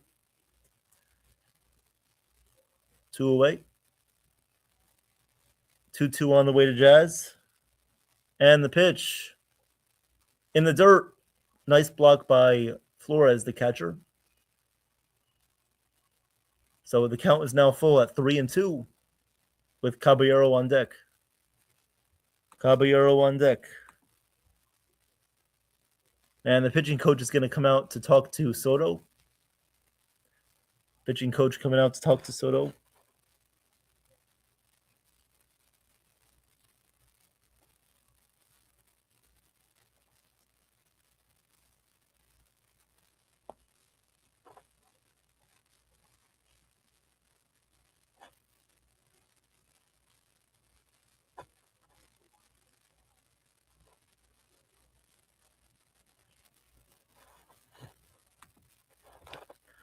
All right, 5-3 Pirates, bottom of the 10th. Runner on first base, 2 outs. Jazz Chisholm, the final hope for the Yankees today. Rosario at third. Soto ready to fire the 3-2.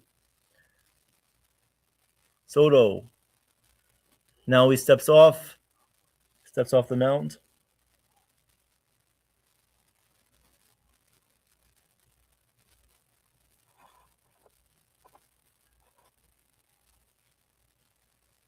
The pitch to Jazz. He hits this one in the air. It's popped up. And the first baseman makes the catch. That's Gonzalez. He makes the play.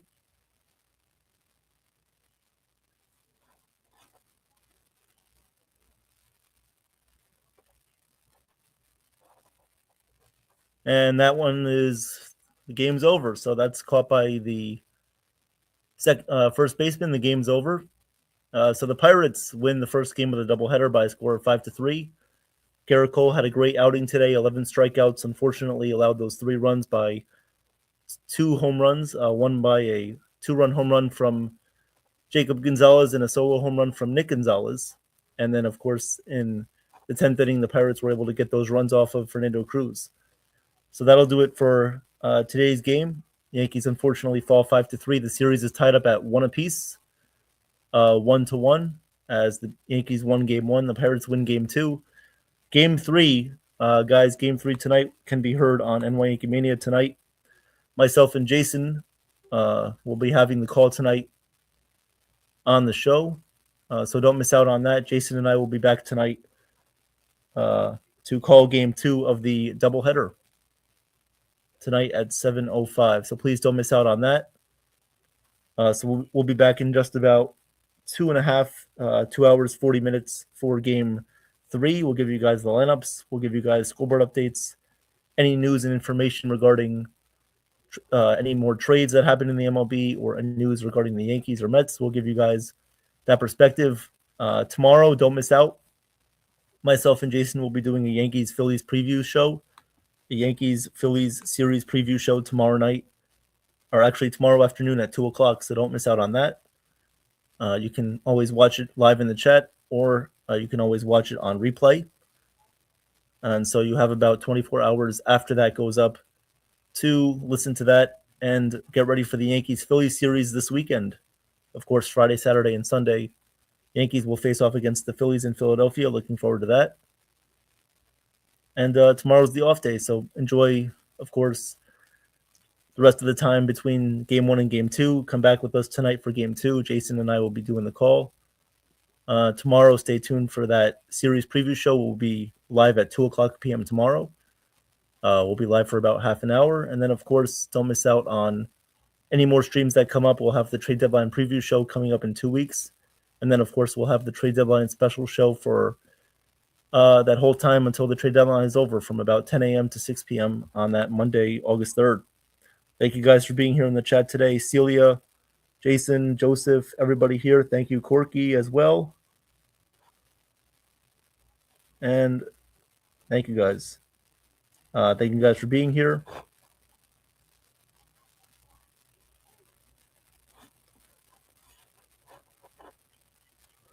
Appreciate the support as always. And we'll see you guys later on tonight. Thank you guys for being here throughout the show. Don't miss out later on tonight, Jason and I at 7:05 p.m.